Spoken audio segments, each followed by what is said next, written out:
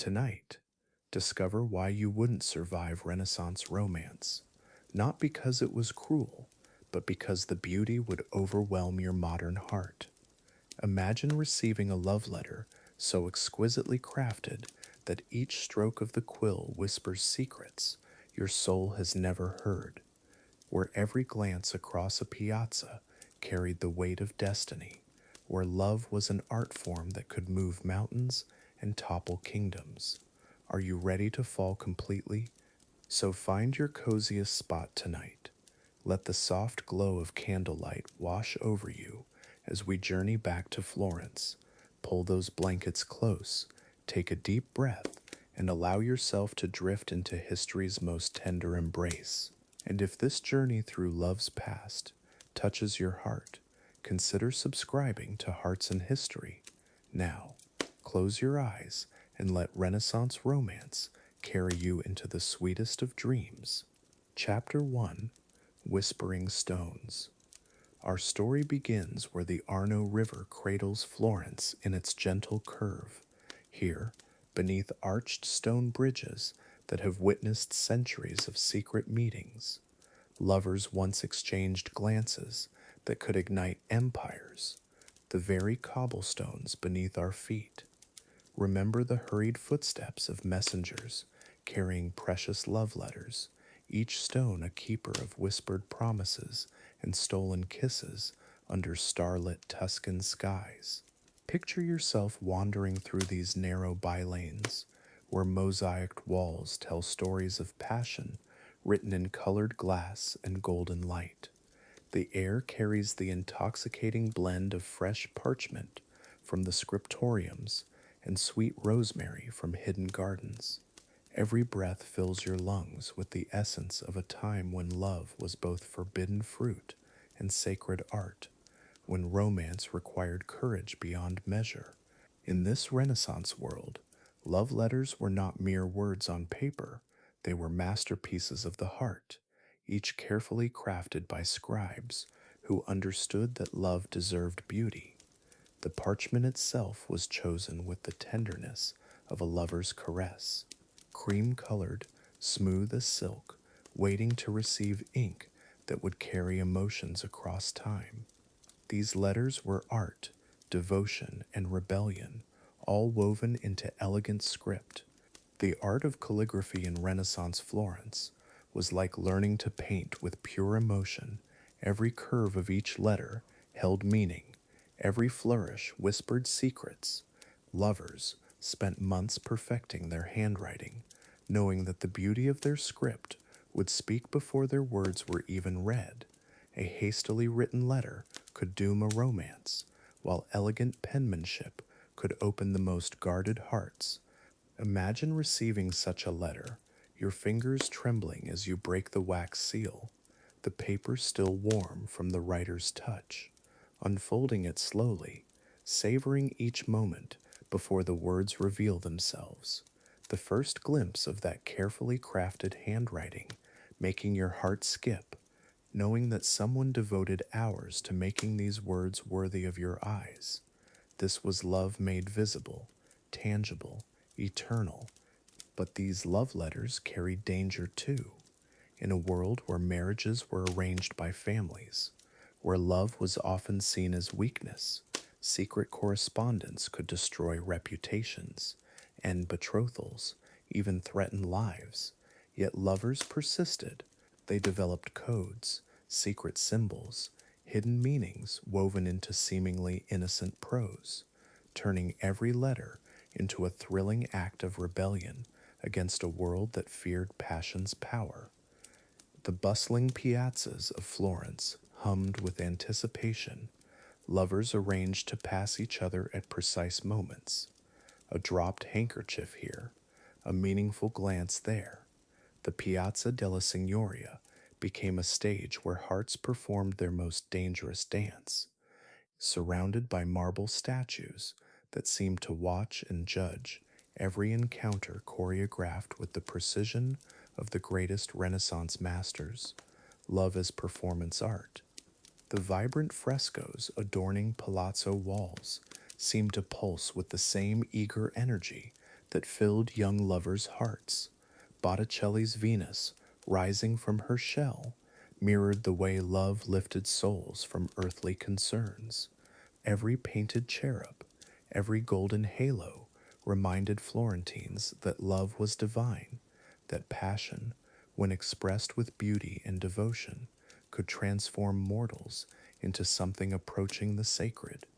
As afternoon light filtered through tall windows, illuminating workshops where artists mixed their pigments, lovers too learned to blend hope with longing, creating new shades of emotion with each secretly exchanged word. The same hands that carved marble angels by day penned love letters by candlelight, understanding that art and love sprang from the same divine fountain, both requiring patience, skill, and unwavering faith. In the gardens hidden behind high walls, where orange blossoms perfumed the evening air, secret meetings unfolded like delicate flowers. Lovers spoke in whispers, their words barely audible above the gentle splash of marble fountains.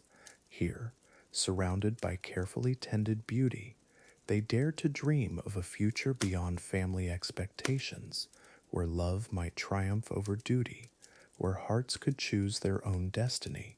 The scent of rosemary carries memory, and in Renaissance Florence, lovers learned to weave meaning into every fragrance. A sprig tucked into a letter meant remembrance. Lavender spoke of devotion. Rose petals promised passion. These gardens became libraries of emotion, where young hearts studied the language of flowers, learning to say with blooms what society forbade them to speak aloud in piazzas. As the golden sun began its descent behind the red-tiled rooftops of Florence, painting the sky in shades of amber and rose, the city transformed. Shadows grew longer, creating intimate spaces where whispered confessions could bloom. The evening bell's toll reminded lovers that time was precious, that each moment of connection was a gift to be treasured before darkness fell. The complexity of Renaissance romance lay not just in its beauty, but in its contradictions, where divine love and earthly passion danced together, where art elevated desire while society sought to constrain it, where the same culture that created breathtaking beauty also demanded impossible choices, leaving lovers to navigate between paradise and heartbreak, between fulfillment and sacrifice, with only their words as compass.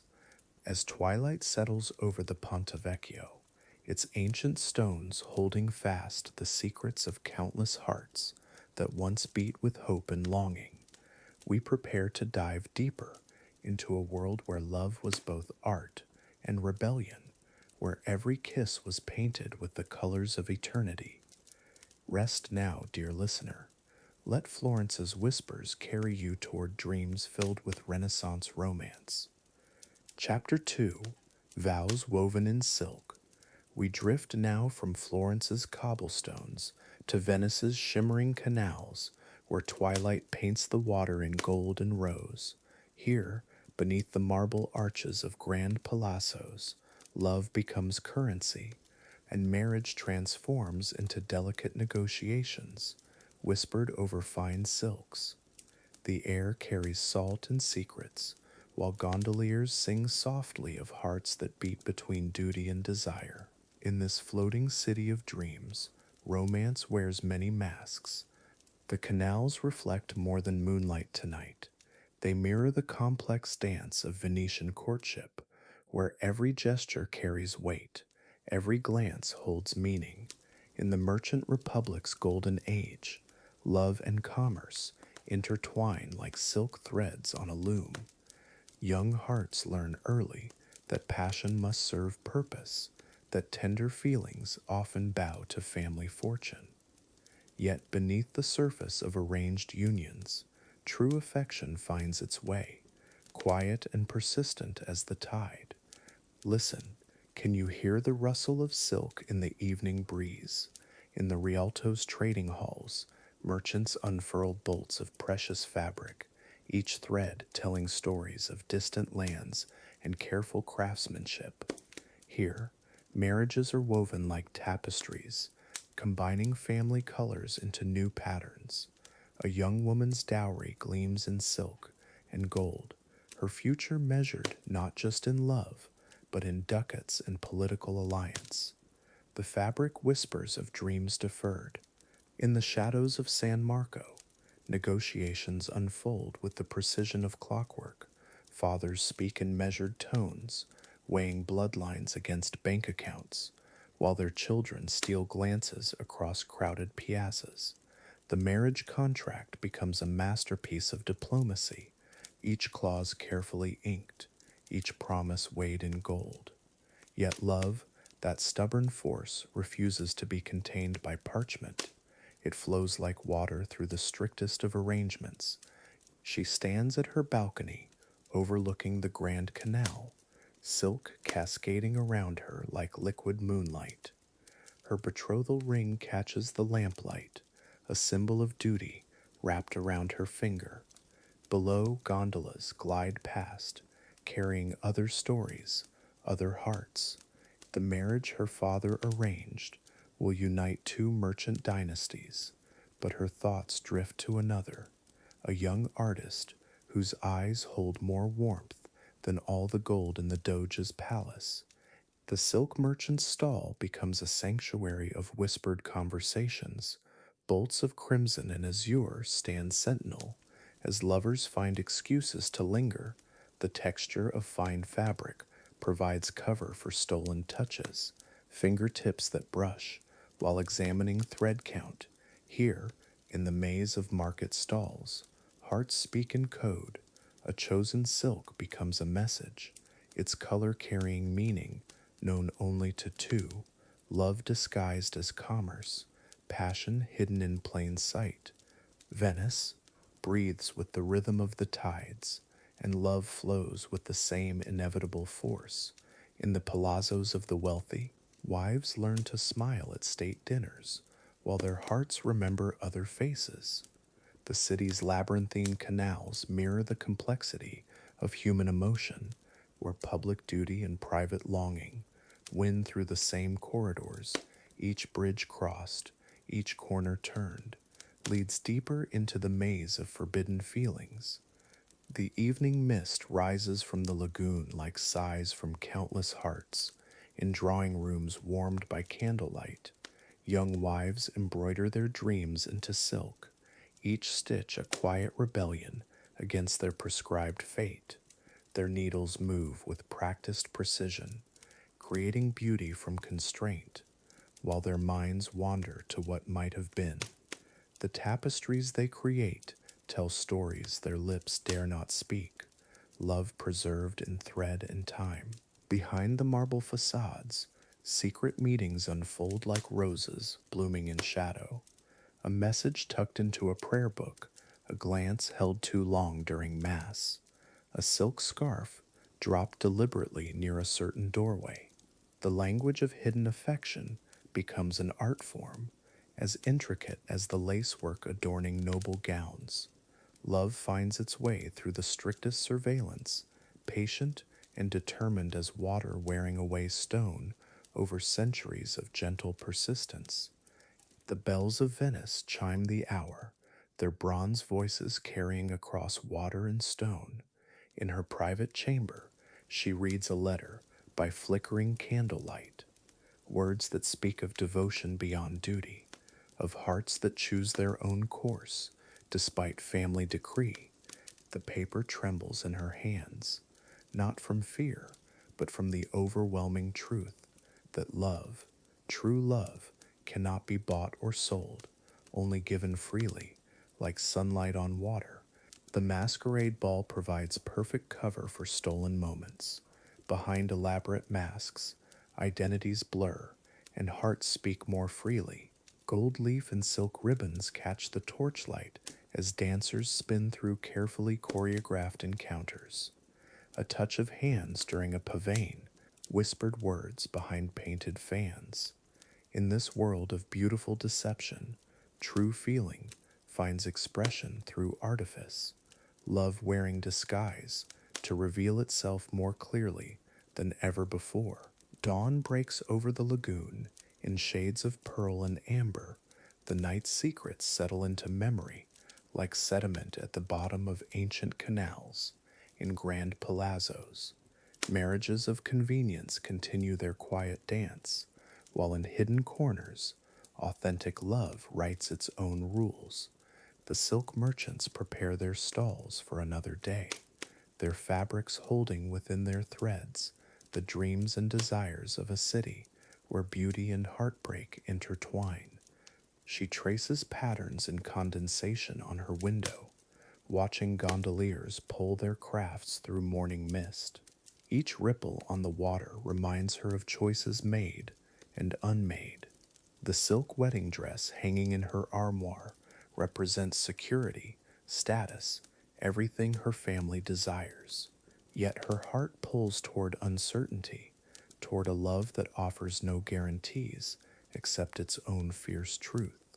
The city below holds both paths, duty and desire. In Venice's quieter quarters, away from the grand palazzos and marble stairs, simpler love stories unfold. A baker's daughter meets a young scribe, their affection free from political calculation. Here, silk might be scarce, but sincerity flows as freely as the tide. Their courtship needs no contracts, no family negotiations, only two hearts choosing each other beneath the same stars that shine on princes and paupers alike.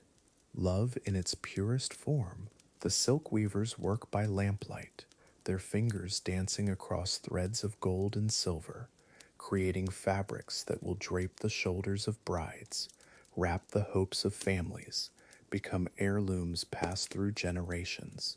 Yet they know, as their needles catch the light, that the most beautiful tapestries are those woven by time and genuine affection, love that deepens with each shared season, each challenge weathered together, each small kindness exchanged in the quiet moments.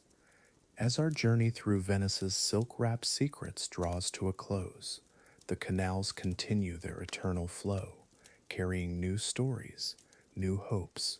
The grand mansions hold their silence, but the walls remember whispered promises, stolen kisses, hearts that dared to love beyond convention. In the floating city of dreams, we learn that while vows may be woven in silk, the strongest bonds are those forged in understanding, patience, and the courage to choose love again and again. Chapter 3: Echoes in the Courtyard. The Renaissance moon casts silver light across stone courtyards where whispered secrets float on evening air. In these sacred spaces, love found its most tender expression, hidden from the watchful eyes of court politics. Here, beneath archways carved with angels, passionate hearts discovered languages that transcended words. Tonight, we step into these moonlit sanctuaries, where every shadow holds a story of forbidden affection. Picture yourself in a Florentine palazzo. The year is 1482. Marble fountains whisper their eternal songs, while jasmine vines climb ancient walls. The air carries hints of orange blossom and parchment ink. This is where love letters were penned by candlelight. Be candlelight, fade exhibition or sand or rod, and wearing dak to Mauda's take, where stolen glances became epic romances. In these courtyards, time moves differently, each heartbeat echoing through centuries, drawing us into their world of hidden devotion.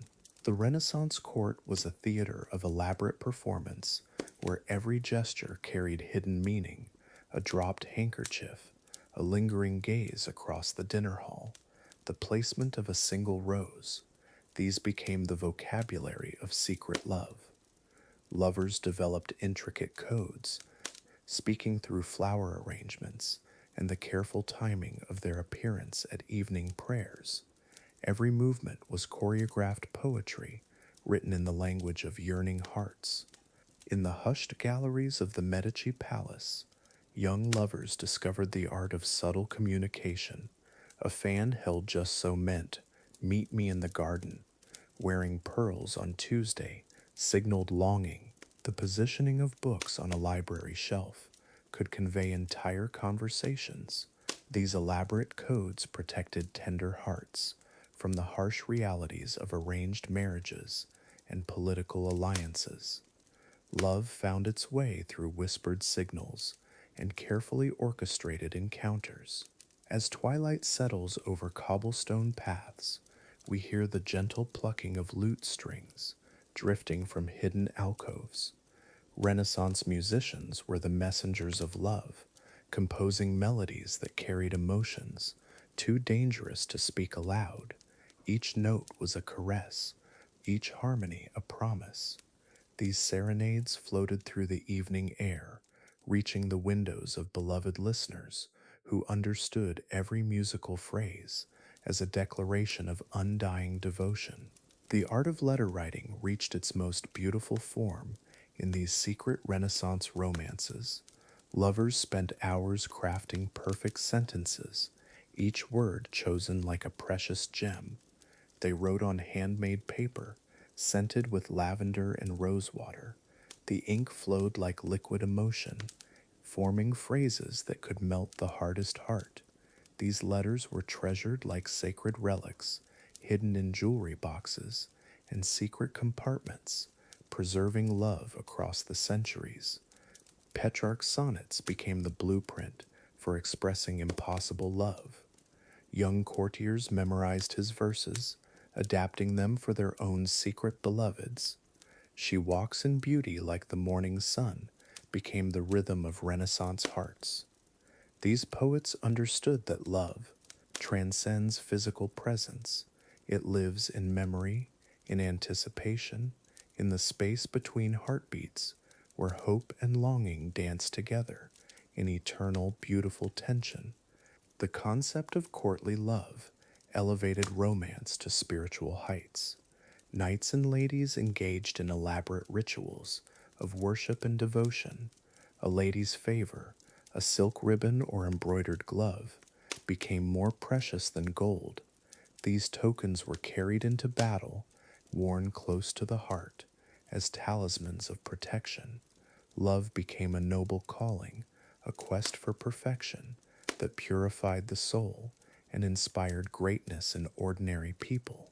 In the shadows of cathedral spires, secret marriages took place by moonlight, witnessed only by trusted friends and the silent stars above. These ceremonies were simple, but filled with profound meaning, two hearts promising forever. Despite the obstacles ahead, they exchanged rings made from braided hair or carved from precious wood. These unions were acts of rebellion against a world that saw love as secondary to wealth and power. The language of flowers reached new sophistication in Renaissance Italy. Red roses spoke of passionate love, while white lilies promised pure devotion. Yellow meant friendship, purple conveyed enchantment. Lovers spent hours in gardens, learning this botanical vocabulary. A carefully arranged bouquet could tell an entire love story. These floral messages were safe from prying eyes and gossiping tongues, yet crystal clear to those who knew how to read them. Dancing became another form of secret communication at grand balls and intimate gatherings. Lovers found ways to touch within socially acceptable boundaries. The minuet allowed brief hand contact. The volta permitted closer embrace. Each dance was an opportunity to whisper urgent messages, to feel the warmth of beloved skin. These moments sustained hearts through weeks of enforced separation, making every step a prayer of longing. Portrait painting became an act of devotion. Artists captured not just physical likeness, but the essence of beloved souls. These paintings were commissioned in secret, often disguised as religious works or mythological scenes. A portrait of Venus might actually be a forbidden lover, preserved forever in oils and gold leaf. These images were hidden treasures, gazed upon in private moments, keeping love alive across distance and time. The invention of the printing press revolutionized how lovers communicated. Secret books of poetry circulated among romantic circles. These slim volumes, bound in soft leather, contained the most beautiful love verses of the age. Lovers would mark special passages with dried flowers or silk ribbons, creating personalized messages that spoke directly to their beloved's heart.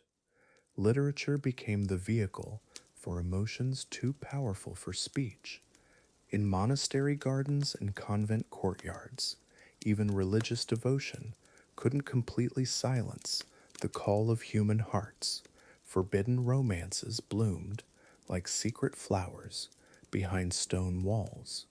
These loves were particularly poignant, touched with the knowledge of their impossibility, yet they inspired some of history's most beautiful spiritual poetry, where divine love and earthly passion merged into something transcendent and eternally moving. The Renaissance understood that true love requires sacrifice and courage. These secret lovers risked everything for moments of connection. They chose love over convenience, passion over safety. In doing so, they created a legacy of romantic idealism that still moves our hearts today. Their courage to love, despite impossible odds, teaches us that the heart's truth is worth any price. As we leave these moonlit courtyards and their echoes of ancient love, we carry their whispers with us into our modern world. The Renaissance lovers remind us that real romance isn't about grand gestures, but about small moments of deep connection. Their legacy lives on in every love letter written, every secret glance shared, every heart that dares to love completely and without reservation, despite the world's complications. Chapter 4. Serenade Under the Moonlit Sky. The cobblestones glisten with evening dew as we enter the world of Renaissance courtship, where love was an art form requiring patience, skill, and poetry. In these narrow streets of Florence and Venice, young men would prepare for months, learning to pluck the perfect melody on their lutes, crafting verses that would make hearts flutter. Tonight we witness the tender dance of chivalric romance, where every gesture carried deep meaning and hope. Picture a young nobleman, his doublet pressed, his heart racing as he approaches the marble balcony of his beloved poet. The moon hangs like a silver coin above the terracotta rooftops, casting soft shadows across the ornate stonework. His fingers tremble slightly as he adjusts the strings of his lute, knowing that this moment could change everything.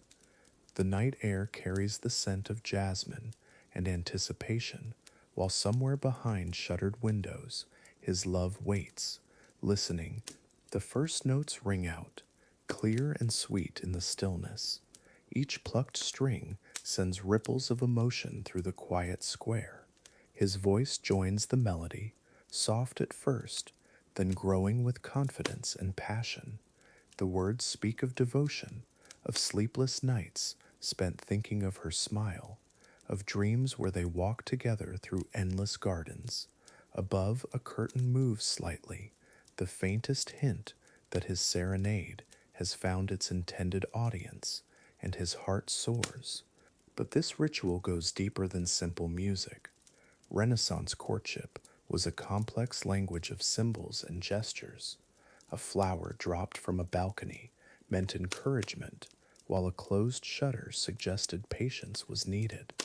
Young women learned this silent vocabulary as carefully as they learned embroidery, knowing that their responses could guide or discourage a suitor's hopes.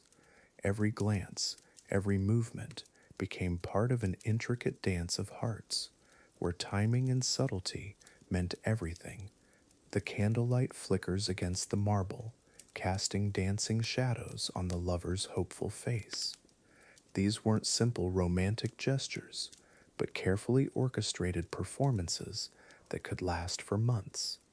A successful courtship required more than passion. It demanded artistry, persistence, and social grace.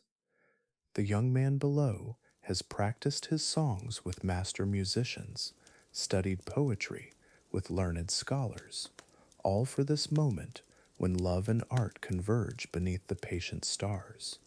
As his serenade continues, other windows begin to open, curious neighbors drawn by the beautiful melody. This too was part of the ritual, for love in Renaissance Italy was never truly private.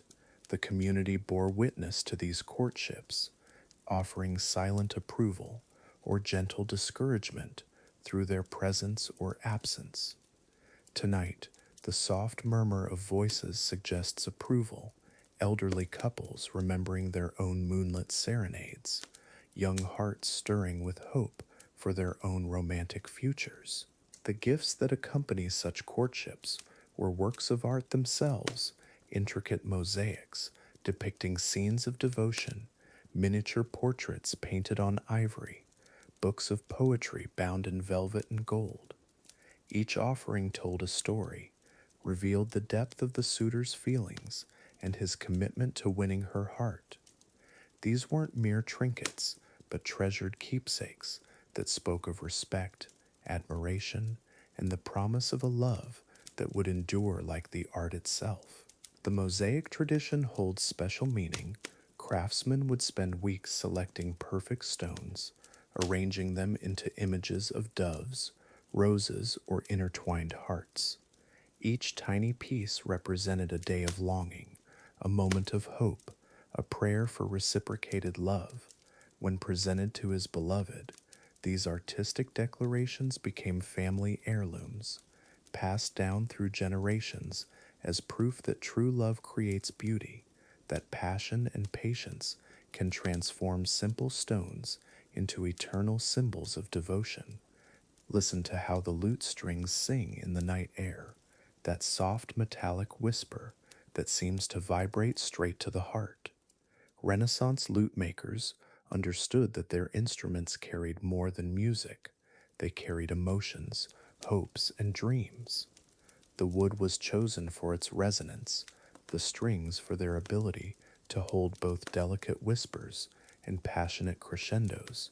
In skilled hands, these instruments became extensions of the soul, giving voice to feelings too deep for mere words.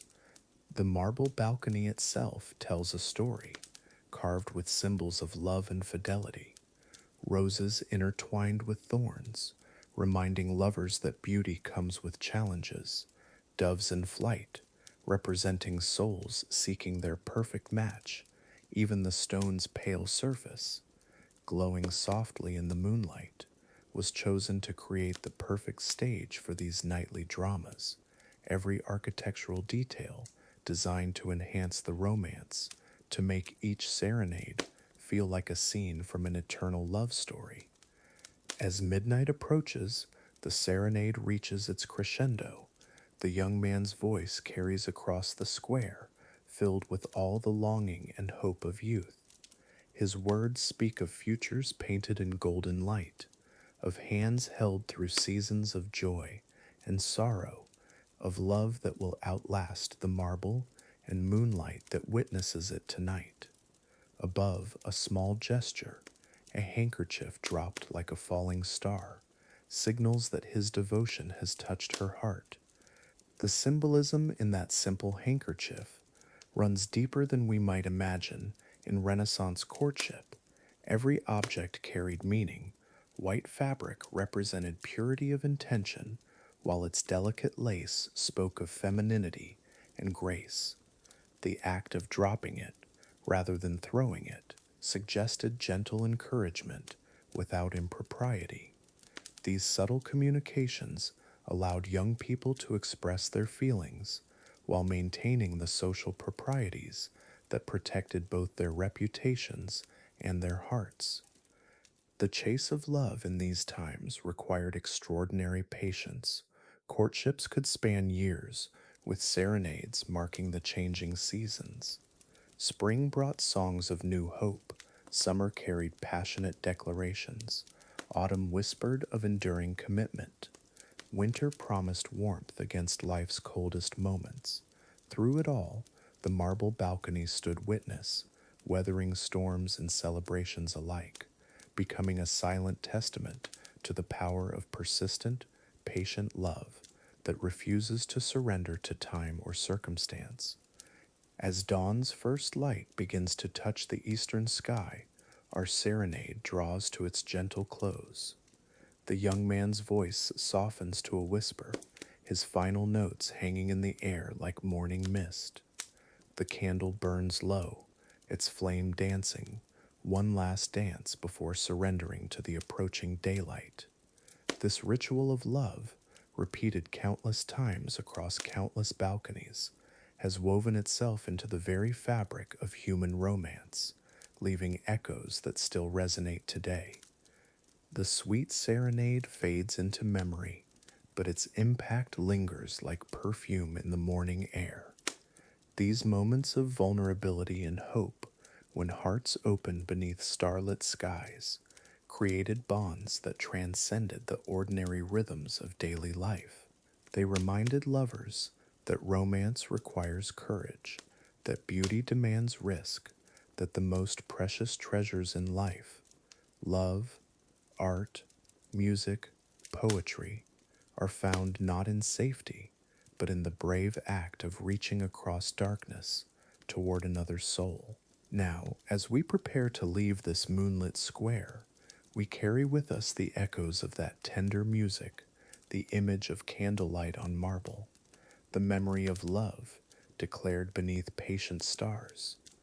Ahead lies the unveiling of romantic symbolism, where we'll discover how lovers throughout history have hidden their deepest feelings in plain sight, using flowers, colors, and secret languages to speak what society wouldn't let them say aloud. Until then, rest well in the afterglow of Renaissance romance. Chapter 5: Petals and Portraits. In the heart of Renaissance Italy, love spoke through whispered symbols and carefully chosen gestures, where every rose petal carried meaning, every brushstroke held devotion. Imagine stepping into a world where romance was an art form itself, painted in oils and perfumed with garden blooms. Here, in this fragrant realm of beauty and longing, we discover how the soul expressed what words could never capture through petals and portraits. The morning light filters through tall windows of a Florentine palazzo, casting golden rays across marble floors, where rose petals have been carefully scattered, each bloom chosen with the precision of a poet selecting words. Red for passionate love, white for pure devotion, pink for the tender flutter of new affection. These weren't mere flowers. They were love letters written in nature's own script, silent messengers carrying the deepest feelings of the heart.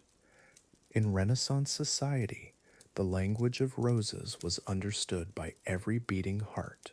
A single red rose, left on a windowsill, spoke volumes, while a bouquet of white blooms whispered of innocent admiration.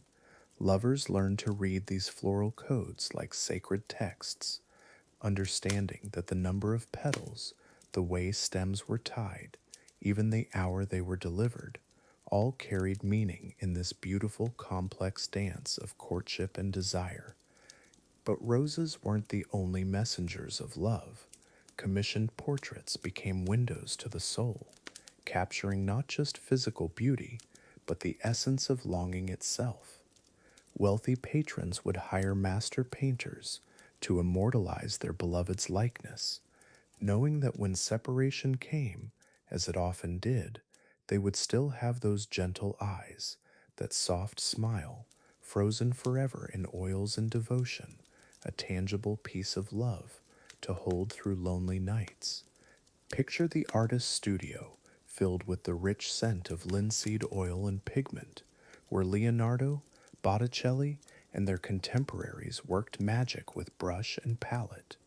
Each portrait session was intimate, sacred almost, as they captured not just features, but the very soul of love itself.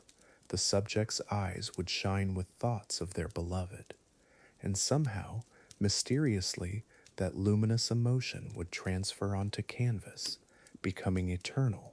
The psychology behind these Renaissance romance symbols runs deeper than mere tradition.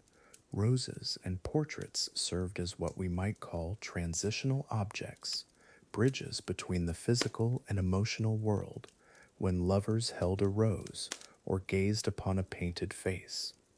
They weren't just seeing petals or pigment, they were connecting with memory, with longing, with the very essence of their beloved's presence, making the absent feel somehow near. These symbols also served a practical purpose in a world where marriages were often arranged, where true love existed in stolen glances and secret messages, a rose tucked into a prayer book, a portrait hidden in a jeweled locket. These became revolutionary acts of the heart, small rebellions against a world that sought to control even the most intimate feelings, tiny victories of love over circumstance. The Renaissance masters understood something profound about human nature, that we need tangible connections to our emotions. Michelangelo once wrote that he could see his beloved's face in every marble sculpture, that love lived in the physical world through symbols and art. And this wasn't superstition, it was recognition of how deeply our hearts need anchors, something real to hold on to when feelings threaten to float away like morning mist. As we move deeper into our Renaissance love story, we begin to sense a shift in the emotional landscape. Not every rose received a response, not every portrait was commissioned by mutual love. The very symbols that celebrated connection also bore witness to heartbreak. Those same red petals that once promised forever could just as easily become reminders of what was lost, or worse, what was never truly gained. The bittersweet nature of these love tokens becomes clear when we consider the portraits of unrequited lovers. Imagine commissioning an artist to paint someone who would never return your affection, sitting for hours, describing every beloved detail of their face, knowing that this painting might be your only chance to possess their image, to hold them close in the only way permitted, through art, through longing, through beautiful, painful symbols.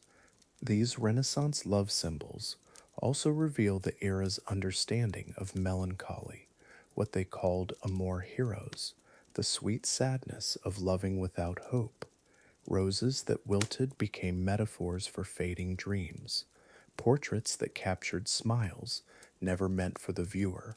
Yet there was beauty in this sadness, a recognition that even unrequited love had value, that the very act of loving, regardless of return, elevated the human spirit. The scent of roses carried memory through Renaissance palaces, triggering floods of emotion with every inhale. Lovers would press petals between the pages of poetry books, creating fragrant time capsules of feeling. Years later, opening those same pages would release not just perfume, but entire worlds of memory. The ghost of love preserved in botanical amber, proof that some things are too precious to ever truly fade. Portrait painters of the era developed techniques specifically for capturing love's essence, the way they painted eyes, slightly unfocused, as if gazing at something beyond the viewer, the subtle curve of lips, suggesting secrets held close to the heart. And these weren't just artistic choices, they were emotional archaeology, preserving the very feeling of being in love for future generations to witness and understand, love made visible through brushwork. As our chapter draws toward its close, We feel the shift from celebration to contemplation, from the bright promise of mutual love to the shadowed valleys of longing. The same roses that once danced in summer gardens now seem to droop with the weight of unspoken words. The portraits that once sparked joy now whisper of distances that cannot be crossed. Beauty remains, but it carries new meaning, deeper, more complex. This emotional transformation from hope to melancholy mirrors the Renaissance understanding that love itself is transformation, that the heart which loves deeply is forever changed, whether that love is returned or not. The roses teach us that beauty and decay dance together. The portraits remind us that some faces haunt us in the most wonderful, terrible ways, preparing us for love's most challenging lesson, learning to love without guarantee.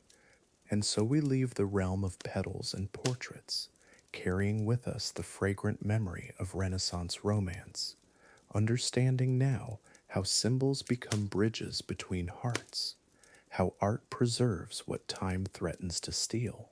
As we move forward, we carry these lessons into even deeper waters, where love persists despite impossibility, where the heart learns its most profound truths in the tender, aching space of unrequited affection. Chapter 6: Shadows of Unrequited Love. As twilight embraces the Renaissance courtyards, we enter a realm where passion burns brightest in silence. Here, beneath fading sunsets and candlelit chambers, love stories unfold that were never meant to be spoken aloud. These are tales of hearts that loved from afar, of souls who poured their devotion into letters that would never be sent. Welcome to the melancholic beauty of unrequited affection. In the ornate palazzos of Florence and Venice, love often wore a mask of propriety. Young nobles would catch glimpses of their beloveds across marble halls, their hearts racing with each stolen glance. Yet social conventions created chasms wider than any river. A merchant's daughter might love a duke, a painter might adore his patron's wife. These impossible affections bloomed in shadow, nurtured by hope and sustained by beautiful, aching silence. Picture Lorenzo, a court musician whose fingers danced across lute strings while his heart belonged to Lady Isabella. Each evening, he would play beneath her window, weaving melodies that spoke what his lips could never say. She would listen from behind silk curtains, recognizing the musical love letters he composed just for her. Their romance lived entirely in notes and glances, a symphony of longing that echoed through marble corridors but never reached fulfillment. The Renaissance gave birth to exquisite expressions of unspoken love.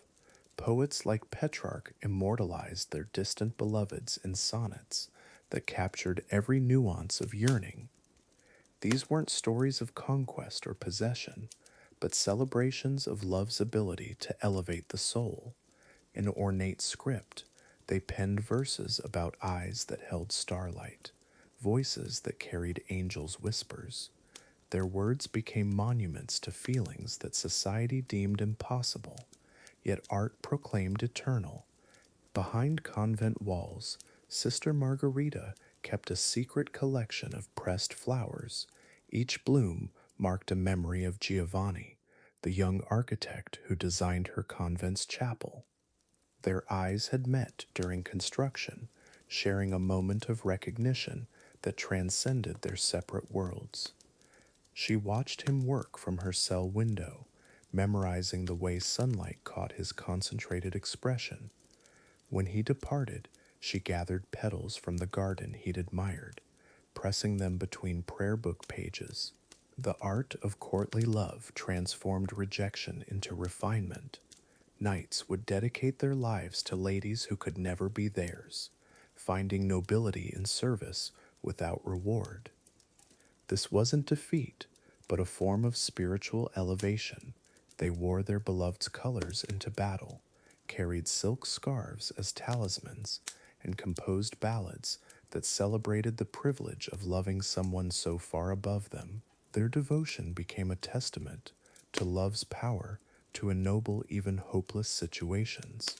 In workshop corners, apprentice artists painted faces they'd glimpsed in marketplaces.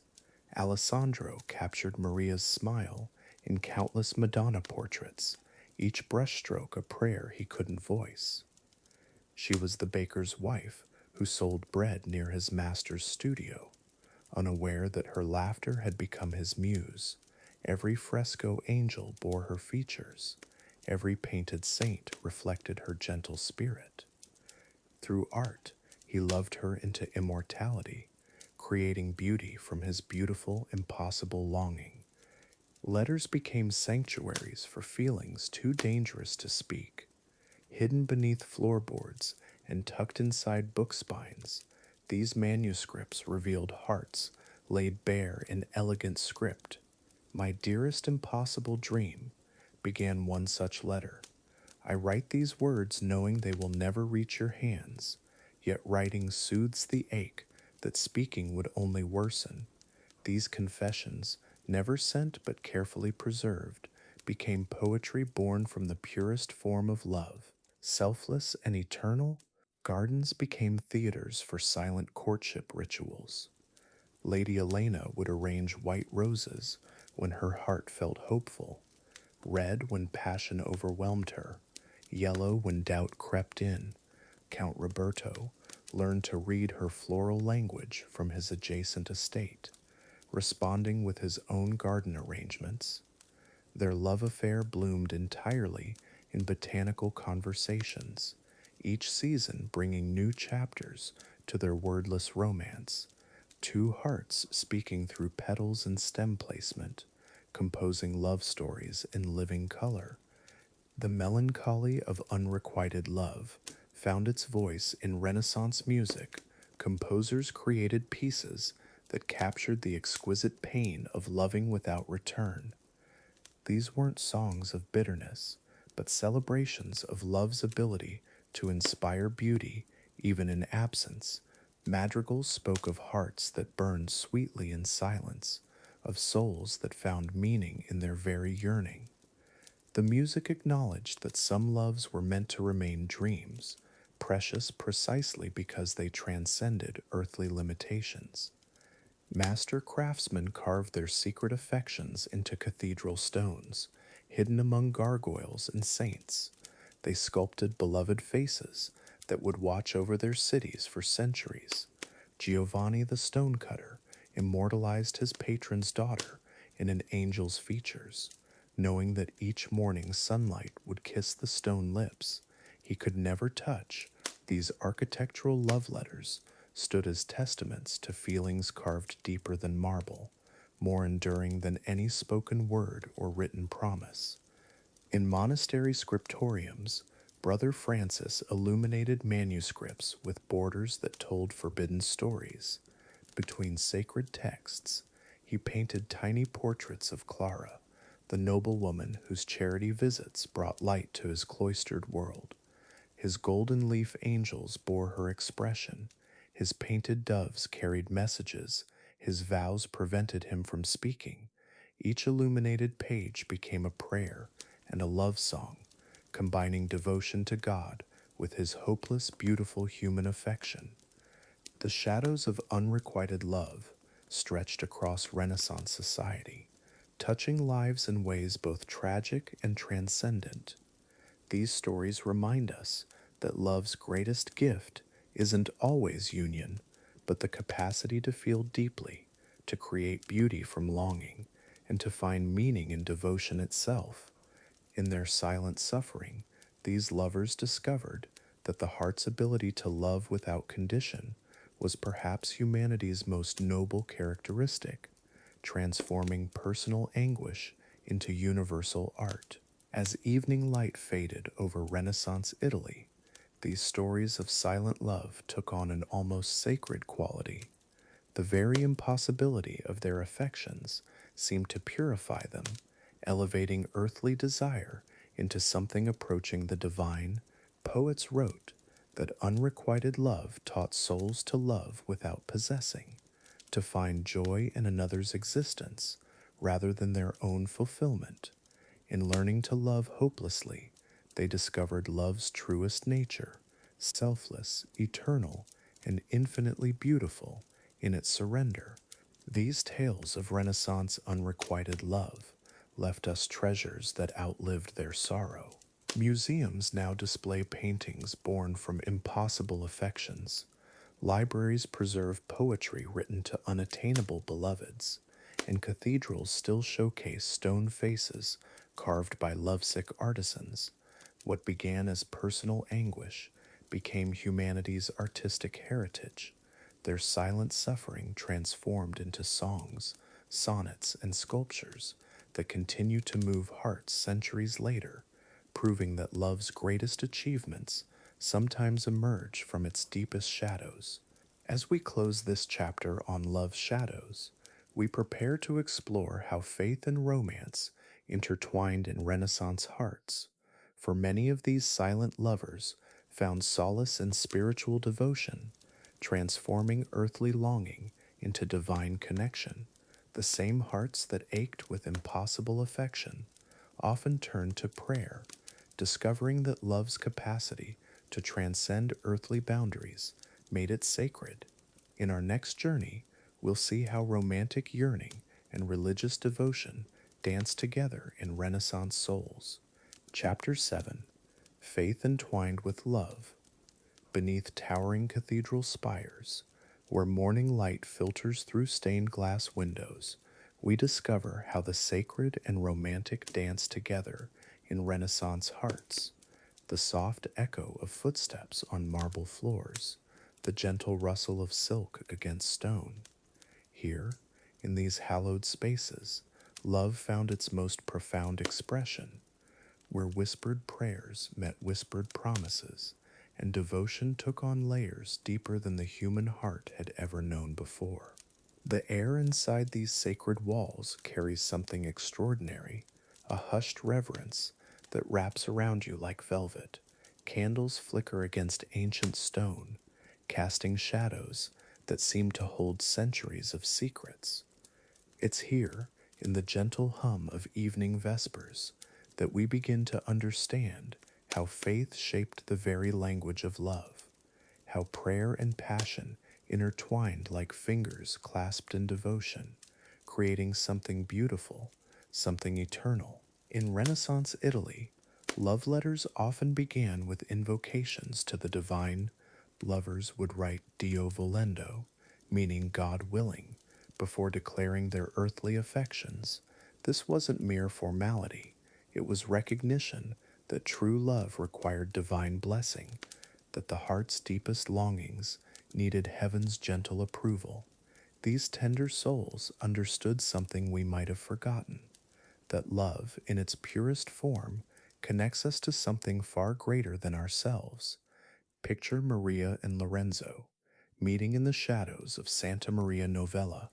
She kneels at the altar rail, rosary beads warm between her fingers.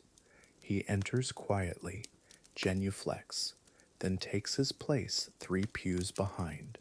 Their eyes never meet directly, yet every glance toward the crucifix becomes a message. Every Ave Maria whispered carries his name.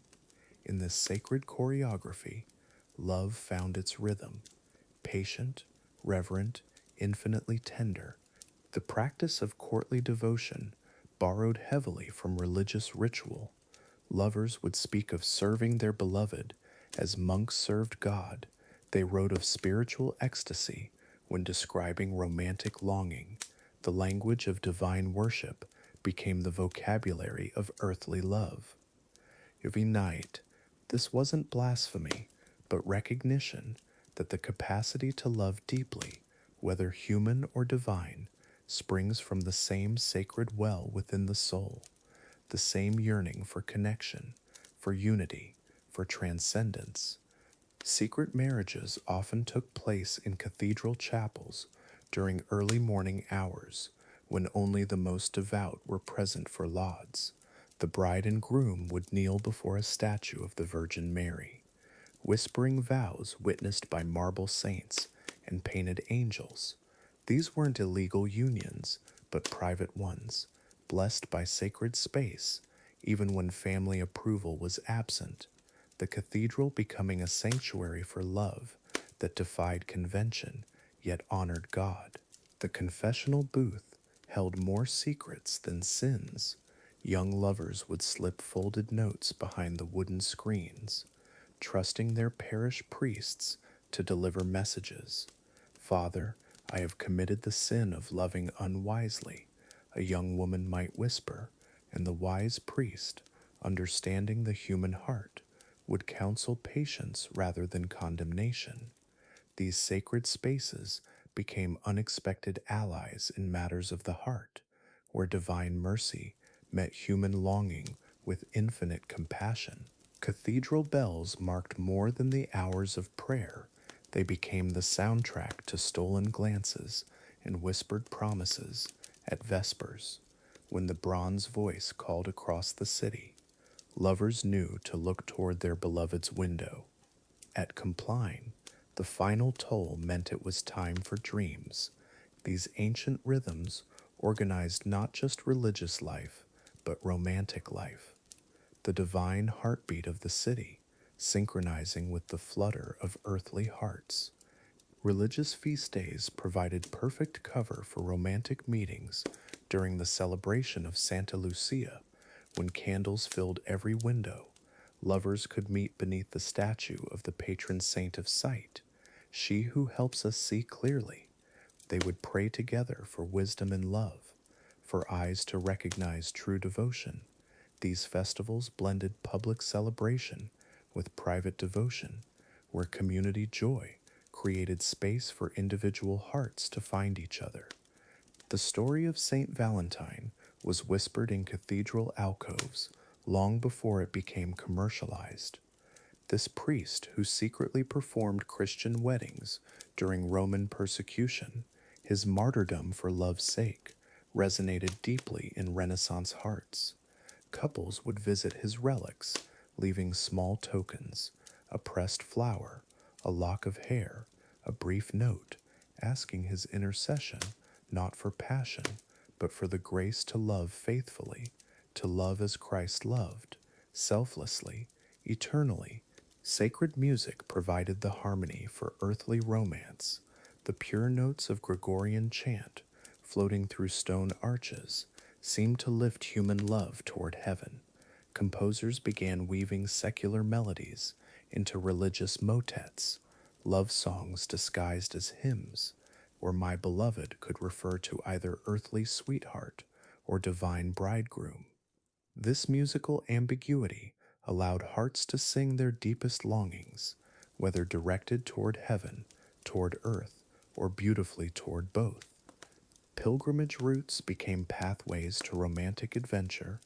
Young people would join religious journeys, partly for spiritual reasons, partly for the chance to meet others outside their village constraints. Walking the Via Francigena toward Rome, sharing evening prayers around common fires. Here, under star-filled skies, conversations could deepen beyond social pleasantries.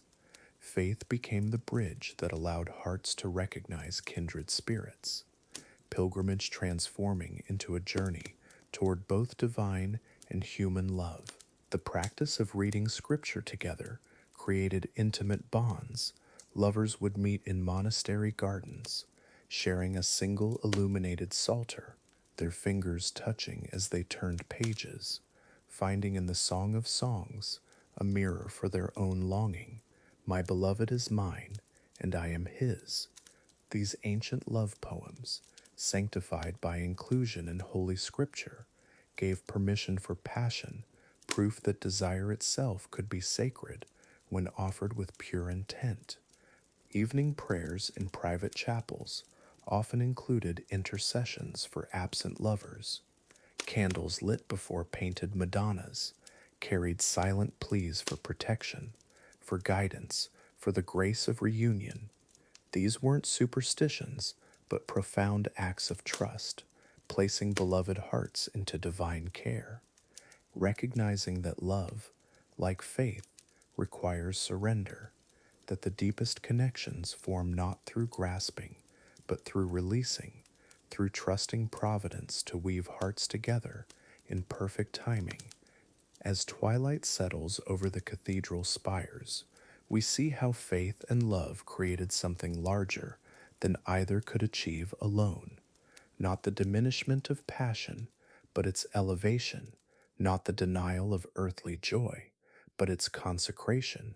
Here, in these sacred spaces, lovers learned that the heart capable of divine worship was also capable of the most sublime human devotion, that the same soul could kneel before God and rise to embrace eternity. These cathedral bells that once called lovers to prayer now call us forward in our journey, for in our next exploration, we'll discover how this sacred understanding of love found expression in brushstrokes and marble, how Renaissance artists captured the divine spark they witnessed in human hearts, painting love not as earthly possession, but as heavenly gift. Come with us as we explore where art and affection dance together in masterpieces that still speak to hearts today. Chapter 8: Portrayal of Love in Art. Within the hushed sanctuaries of Renaissance studios, love finds its voice through gentle brushstrokes.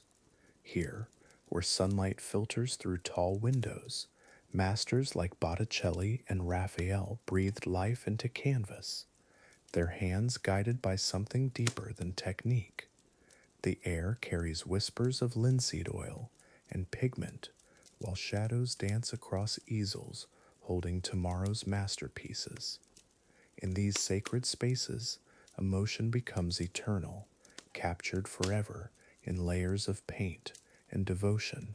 Botticelli's Birth of Venus emerges from his studio like a dream made manifest. Each delicate stroke speaks of divine love, the goddess rising from foam-kissed waves, her flowing hair catching light like spun gold. The master's brush moves with reverent precision, creating not just beauty, but a testament to love's transformative power. In the quiet concentration of creation, time seems suspended, while Venus takes her first breath on canvas, becoming immortal through the artist's devoted touch. The technique itself becomes an act of love, layer upon translucent layer, building depth and luminosity that mirrors the human heart. Botticelli blends his pigments with care, ultramarine blue, mixed with the finest whites, creating flesh tones that seem to pulse with life.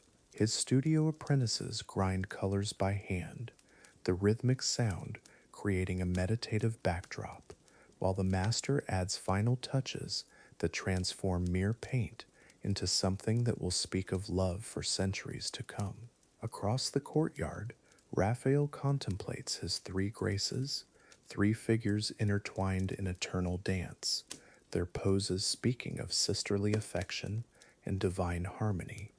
His brush captures the subtle curve of interlinked arms, the gentle tilt of graceful heads. In this moment of creation, love takes multiple forms: romantic, familial, spiritual. The artist's hand trembles slightly, knowing he holds the power to make love visible, to give form to the formless, to create beauty that will outlive empires. Renaissance studios hum with quiet energy, the scratch of charcoal on paper, the soft whisper of brush on canvas. Here, apprentices mix colors while masters contemplate their next stroke. Afternoon light slants through diamond-paned windows, illuminating dust motes that dance like tiny spirits. The air grows thick with concentration and purpose, while love stories unfold in pigment and passion.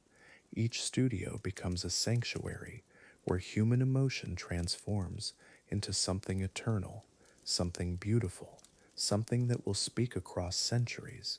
Color becomes the language of the heart.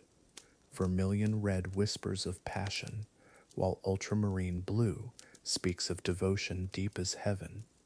Gold leaf catches candlelight, transforming halos into symbols of sacred love. Artists choose their palette, like poets choose words, each hue carrying emotional weight. In the gentle glow of oil lamps, masters blend tones that will convey what words cannot. The chemistry of pigment mirrors the chemistry of love, creating reactions that illuminate the soul, painting emotion in shades beyond naming. Behind each masterpiece lies a personal story. Leonardo's mysterious smile reflects his own quest for understanding. Titian's Venus mirrors his passionate temperament. These artists pour their hearts onto canvas, their own loves and losses, shaping every brushstroke. In quiet studio corners, sketches reveal intimate moments, studies of beloved faces, hands held in tender gestures. The masters paint not just subjects, but their own emotional landscape, creating works that resonate because they spring from genuine feeling, from love experienced firsthand. The process unfolds like a ritual. First, the careful preparation of canvas, stretched taut and primed white as fresh snow. Then comes the underpainting, ghostly shapes emerging from brown and gray shadows. Slowly, features take form, eyes that will gaze with love, lips that seem ready to whisper sweet words. Each layer adds depth, building emotion stroke by stroke. The studio fills with anticipation, as if love itself waits to be born through patience, through skill, through the sacred act of creation.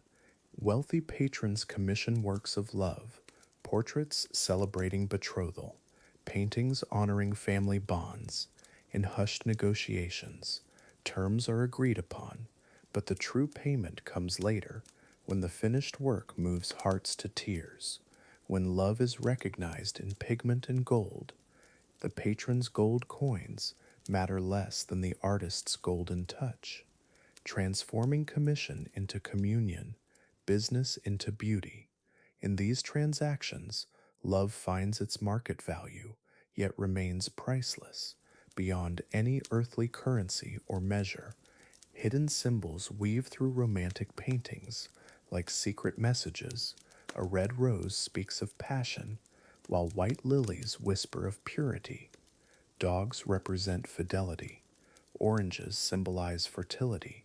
Artists embed these meanings deep within their compositions, creating layers of understanding for those who know how to look in dim candlelight.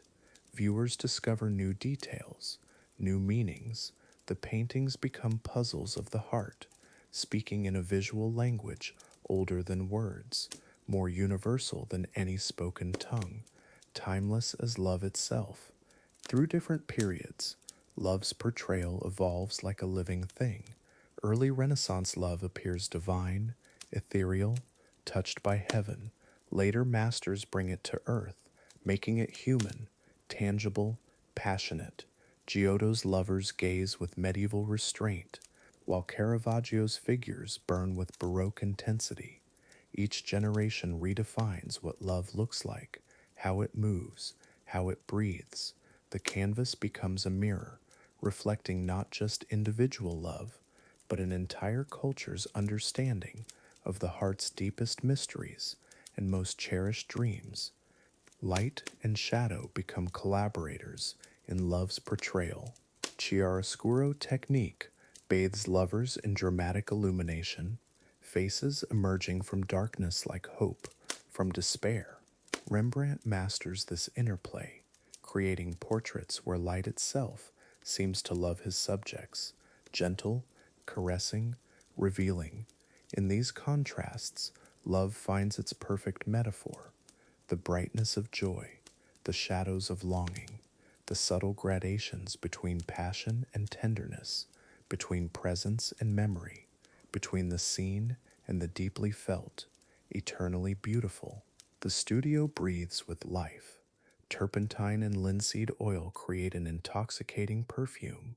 Brushes whisper against canvas, while palette knives scrape and blend. The scent of drying paint mingles with wood smoke from the hearth, creating an atmosphere thick with possibility. Here, in these sensory rich spaces, love takes tangible form. The artist's world becomes a symphony of creation, where every sense contributes to the masterpiece, where beauty emerges from the marriage of skill and soul, of technique and tender emotion. As romantic love finds its voice in art, another form begins to emerge: familial love. Tender and enduring, artists turn their attention to family bonds, to the sacred relationships between parent and child, between siblings, between generations. The same hands that painted Venus now capture a mother's gentle gaze, the protective curve of a father's arm. Love reveals its many faces, each beautiful, each worthy of preservation in pigment and devotion, each a different verse in love's eternal song. Family portraits emerge with quiet dignity, children nestled safely within parental embrace, grandparents watching with eyes full of wisdom and tenderness. These works speak of love's constancy, its ability to transcend time and circumstance. The artist's brush captures not just features, but relationships, bonds that birth and death cannot break.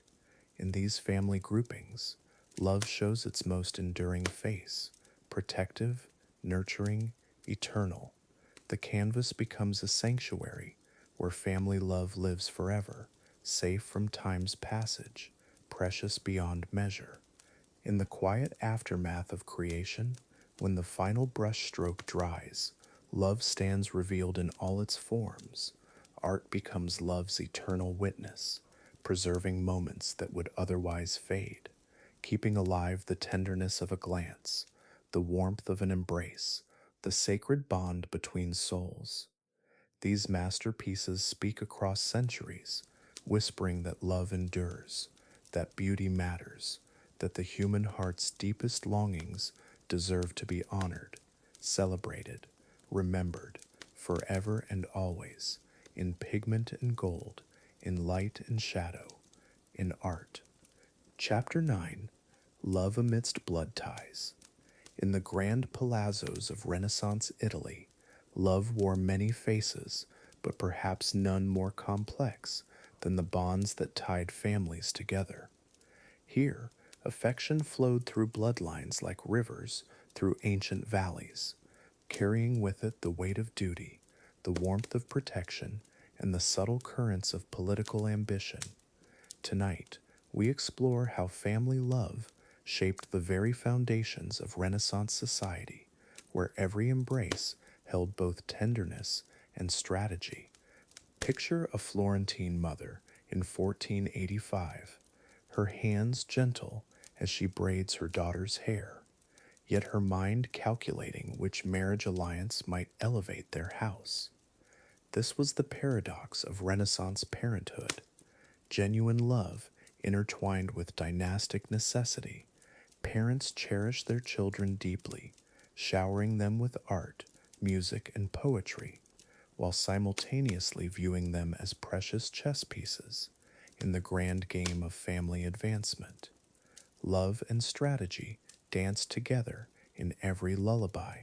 Lorenzo de' Medici once wrote to his son, "You are the light of my eyes and the joy of my heart." Yet that same beloved child was destined for a cardinal's cap, not from lack of love, but from abundance of it. Renaissance fathers saw no contradiction between deep affection and careful planning. They believed securing their child's future was the highest expression of paternal love, even if it meant sacrificing personal desires for family honor. Between Renaissance siblings, love took on fierce protective qualities. Brothers would duel at dawn, defending their sister's reputation. Sisters would spin webs of alliance to shield their brothers from political enemies. These bonds ran deeper than friendship. forged in shared nurseries, strengthened by whispered family secrets, and tempered by the understanding that in a world of shifting loyalties, blood remained the only constant. Sibling love was both sanctuary and fortress. Consider Lucrezia Borgia and her brother Shazar. Their relationship scandalously close by modern standards, yet representing the intensity with which Renaissance siblings protected each other. They shared confidences, defended reputations, and navigated treacherous political waters together. Their bond, however controversial, exemplified how family loyalty transcended conventional boundaries. In their world, siblings were confidants, allies, and sometimes the only people who could truly be trusted with one's life. The great Renaissance families, the Medicis, the Borgias, the Sforzas, understood that love and power were not opposing forces, but complementary ones. Family gatherings weren't merely social occasions, they were strategic summits where affection flowed freely, but every conversation carried weight. Every kiss on the cheek might seal an alliance. Every shared meal could determine the fate of cities. Love became the oil that kept the machinery of power running smoothly. In these powerful dynasties, children learned early that being loved meant being valuable. Their education in languages, arts, and diplomacy wasn't just cultural refinement, but preparation for their role as living bridges between families. A daughter's beauty was cherished, not just for its own sake, but for the alliances it might forge. A son's intelligence was nurtured, knowing it would serve the family's interests. Love was investment, and investment was love. Marriage negotiations revealed the delicate balance between heart and strategy. Parents genuinely wanted their children's happiness, yet within carefully defined parameters. A Venetian merchant might love his daughter deeply, while still requiring her suitor to bring favorable trade agreements. Love letters between young couples often contained coded references to dowries and family connections. Romance bloomed, but always within the garden walls of family expectations and political necessity. The concept of familia extended far beyond the nuclear family. It encompassed a web of cousins, in-laws, godparents, and loyal retainers, all bound by invisible threads of mutual obligation. A Renaissance patriarch's love flowed outward in concentric circles, strongest for immediate family, but extending to all who bore the family name or served its interests. This expansive love created networks that could span continents and endure for generations. Children in these great houses grew up understanding their dual nature as beloved offspring and political assets. They received the finest tutors, not just from parental pride, but from dynastic necessity. They were showered with art and music because beauty and culture were currencies in the marriage market. Yet this utilitarian aspect didn't diminish genuine affection. Parents wept at their children's departures, even as they celebrated the advantageous matches they'd arranged. The darkest aspect of dynastic love emerged when family interests diverged. Brothers might find themselves on opposite sides of political conflicts. Fathers might disown sons who chose love over duty. These painful schisms revealed how deeply intertwined affection and ambition had become. Yet even in betrayal, the wound cut so deep, precisely because the love had been so genuine. Family conflicts in the Renaissance weren't just political, they were profoundly personal tragedies. Renaissance family portraits tell these stories in silent brushstrokes. Notice how children stand close to parents, yet their gazes often look beyond the frame, toward futures already planned for them. The artist captures both intimacy and formality, the tender touch of a mother's hand resting on her son's shoulder while he wears the colors of his destined cardinal's robes. These paintings preserve the complexity of love bound by duty, affection shaped by expectation. Letters between separated family members reveal the emotional cost of dynastic ambitions. A young bride in Milan writes to her mother in Naples, "Though I am honored here, my heart remains in your chamber." Parents, too, felt this ache. Cosimo de' Medici confided to his journal, "I have given my children the world, yet lost their daily company." Success came at the price of intimate, everyday affections that defined ordinary family life. As our journey returns to Florence, where this exploration began, we see how the city's very stones were mortared with family ambitions.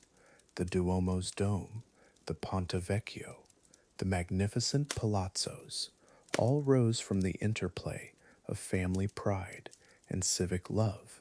Florentine dynasties competed not just for wealth and power, but for the right to shape their city's destiny. Their love extended from blood to brick, from hearth to heritage. Walking Florence's ancient streets today, we can still feel the echoes of those Renaissance families, their love affairs and power struggles, written in marble and bronze.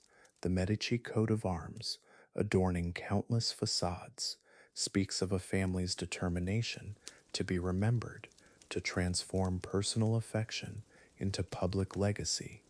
These symbols remind us that family love, however complex, helped create the beauty we still treasure centuries later. In the end, Renaissance family love was neither purely altruistic nor coldly calculating, but something more human, more recognizable than we might expect. Parents who loved their children enough to secure their futures, siblings who protected each other through treacherous times, families who built empires, not for abstract power, but for the people they cherished.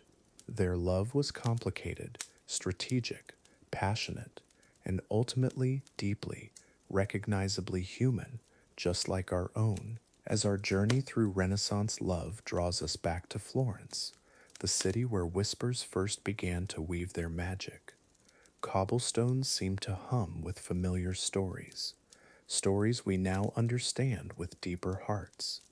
The warm Tuscan air carries scents of parchment and rosemary, inviting us to walk these streets once more, to revisit the love tales that have guided our exploration, and to discover how much we've learned about the enduring power of the human heart. Chapter 10, A Revisit to the Whispers.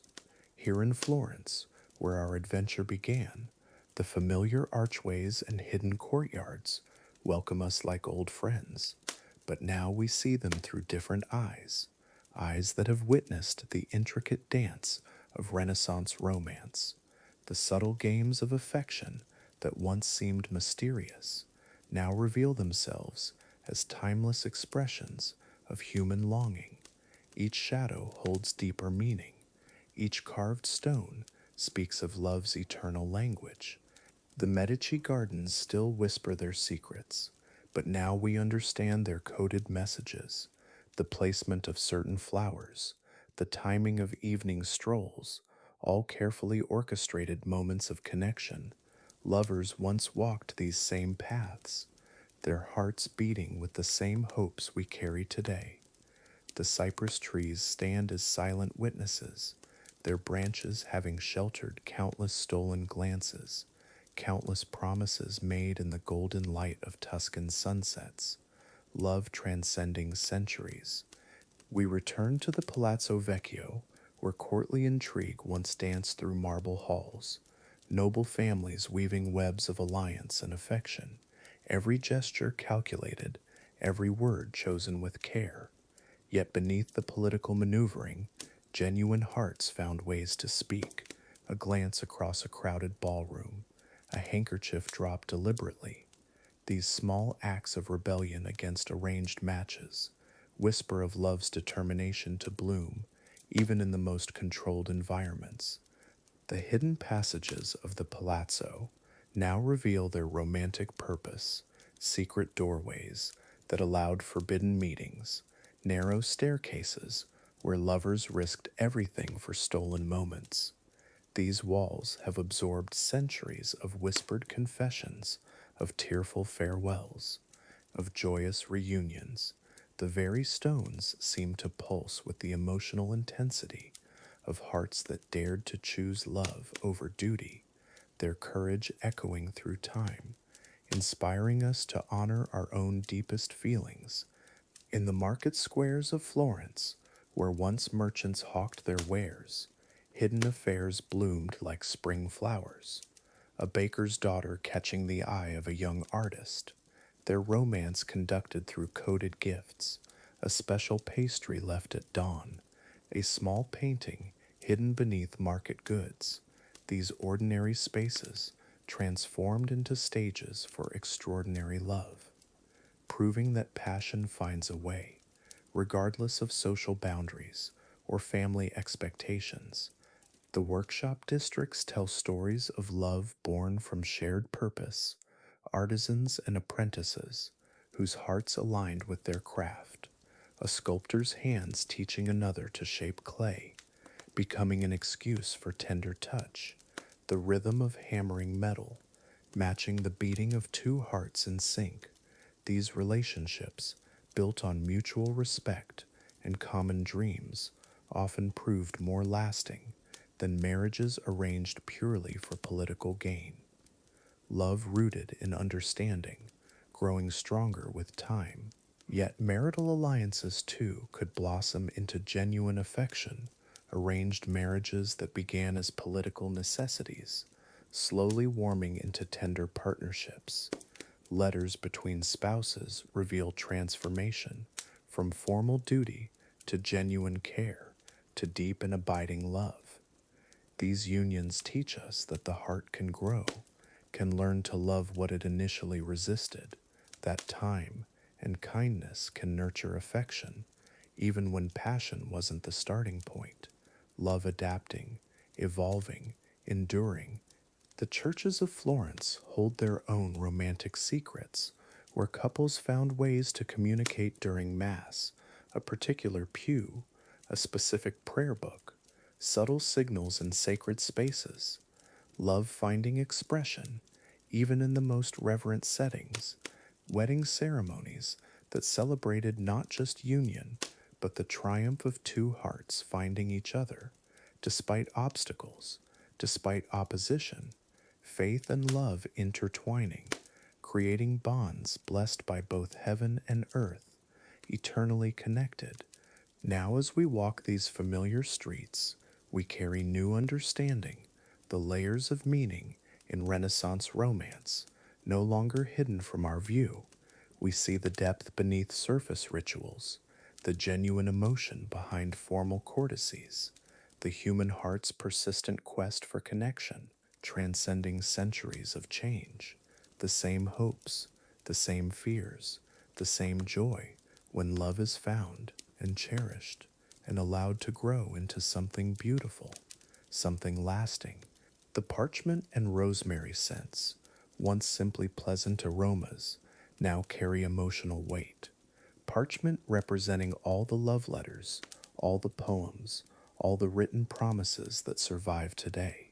Rosemary for remembrance, for the hope that love will not fade. These scents weave through our consciousness, connecting us to every lover who walked before, who hoped as we hope, who believed in love's power to transform, to heal, to endure beyond mortal life. The emotional depth we've gained changes how we see everything. A simple doorway becomes a threshold of possibility. A garden bench transforms into a setting for life-changing conversations. Fountains echo not just with water, but with whispered promises, with laughter shared, with tears of joy or sorrow. Every element of this Renaissance cityscape, now rich with romantic meaning, layered with the experiences of countless hearts, seeking connection across the centuries. This new awareness sets the stage for understanding love's ultimate lesson, its remarkable endurance through political upheaval, through social change, through personal loss and triumph. Love persists, adapts, finds new forms of expression, yet remains essentially unchanged. The same force that moved Renaissance hearts moves ours today. The same tender vulnerability, the same fierce protection, the same willingness to risk everything for connection, for understanding, for the chance to love and be loved in return. As twilight settles over Florence, the city takes on a golden glow, warm light spilling from windows, creating intimate spaces where modern lovers continue the ancient dance, their stories adding new chapters to the endless book of human romance. We realize we're not just observers, but participants in this timeless tradition, our own hearts, part of the eternal whisper that speaks of love's power to transcend time, to connect souls across any distance. The exploration of love's endurance reveals its most profound truth, that love is not just an emotion, but a way of being, a choice to remain open, to remain vulnerable, to continue believing in connection, despite disappointment, despite loss. Renaissance lovers understood this. Their elaborate courtships, their patient devotion, their willingness to wait, to hope, to trust in love's ultimate victory, teaching us that endurance itself becomes love's greatest expression. So we leave Florence, but we carry its whispers with us, the stories that began our journey, now deepened by understanding, enriched by empathy.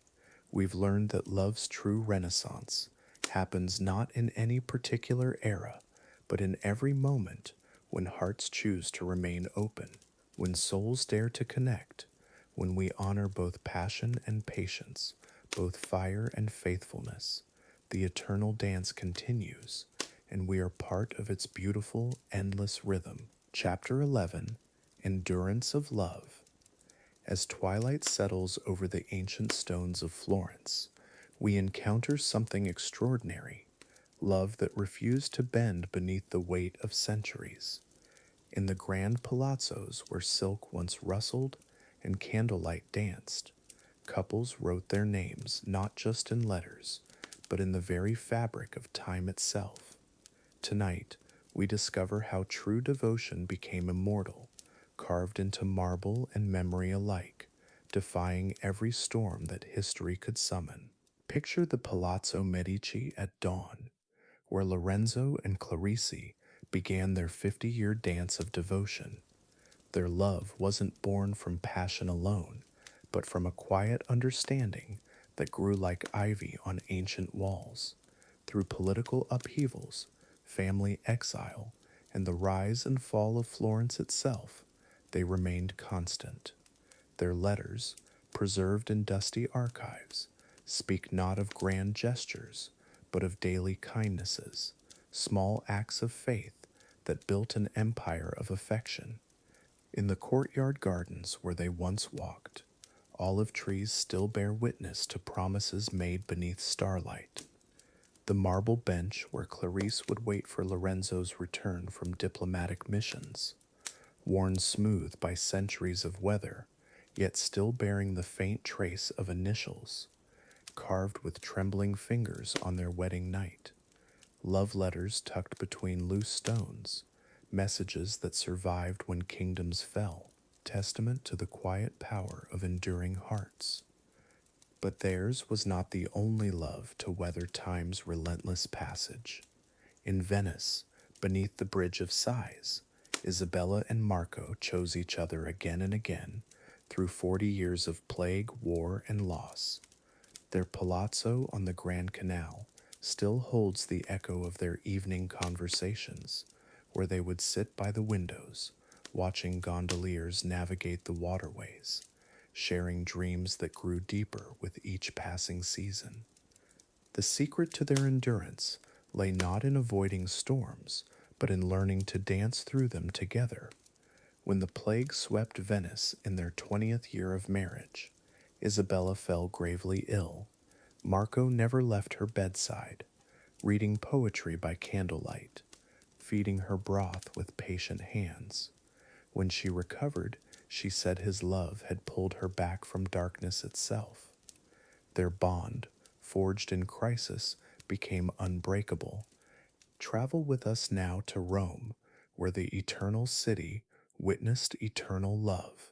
In a villa overlooking the Tiber, Julia and Alessandro built their sanctuary, not from marble and gold, but from shared silence and gentle understanding. When Alessandro lost his sight in his later years, Julia became his eyes, describing sunsets and the way light played across their garden. Her voice, he said, painted more beautiful pictures than his eyes ever could. Their love letters reveal the tender architecture of lasting devotion. My dearest heart, Alessandro would dictate to their young scribe, you have shown me that blindness can be a gift, for now I see only with the eyes of love. And you, my darling, are more radiant than ever. Julia would trace these words with her fingertips, tears falling onto parchment that somehow made the ink more permanent, love deepened by vulnerability. In these grand palazzos, enduring couples discovered something profound, that love isn't about finding someone perfect, but about seeing perfection in someone imperfect. The marble inscriptions they left behind speak of this truth. Here lies not two hearts, but one, carved into a tomb in Siena, where Francesca and Roberto were laid to rest, having shared 63 years of mournings, arguments, forgiveness, and grace. Their palazzo still stands weathered by time, but somehow more beautiful for, in the master bedroom, a fresco depicts their wedding day, painted not by a master artist, but by their own children. Rough brushstrokes that capture something priceless, the joy of a family born from enduring love.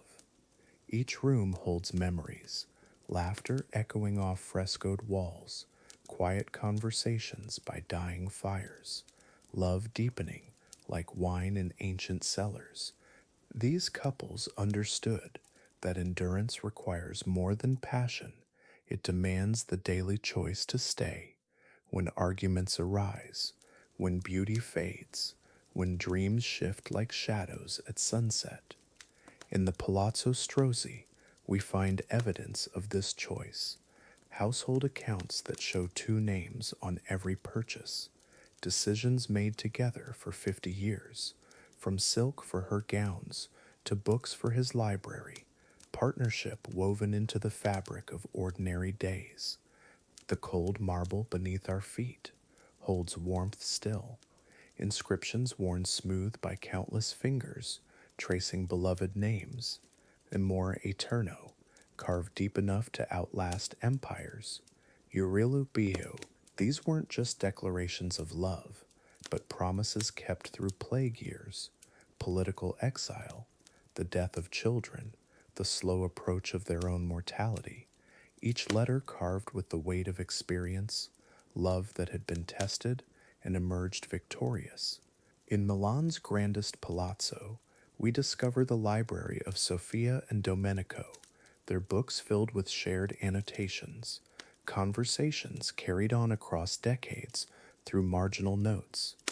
Remember when we read this by the lake, written in her careful script, you were wearing blue that day, added in his bold hand, love preserved, not just in letters, but in the margins of philosophy, poetry, and prayer, their minds growing old together.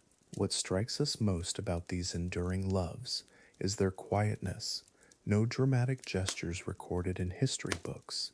Instead, small rituals that built mighty foundations. Sophia would place a single rose by Domenico's morning coffee. Domenico would warm her writing chair before dawn.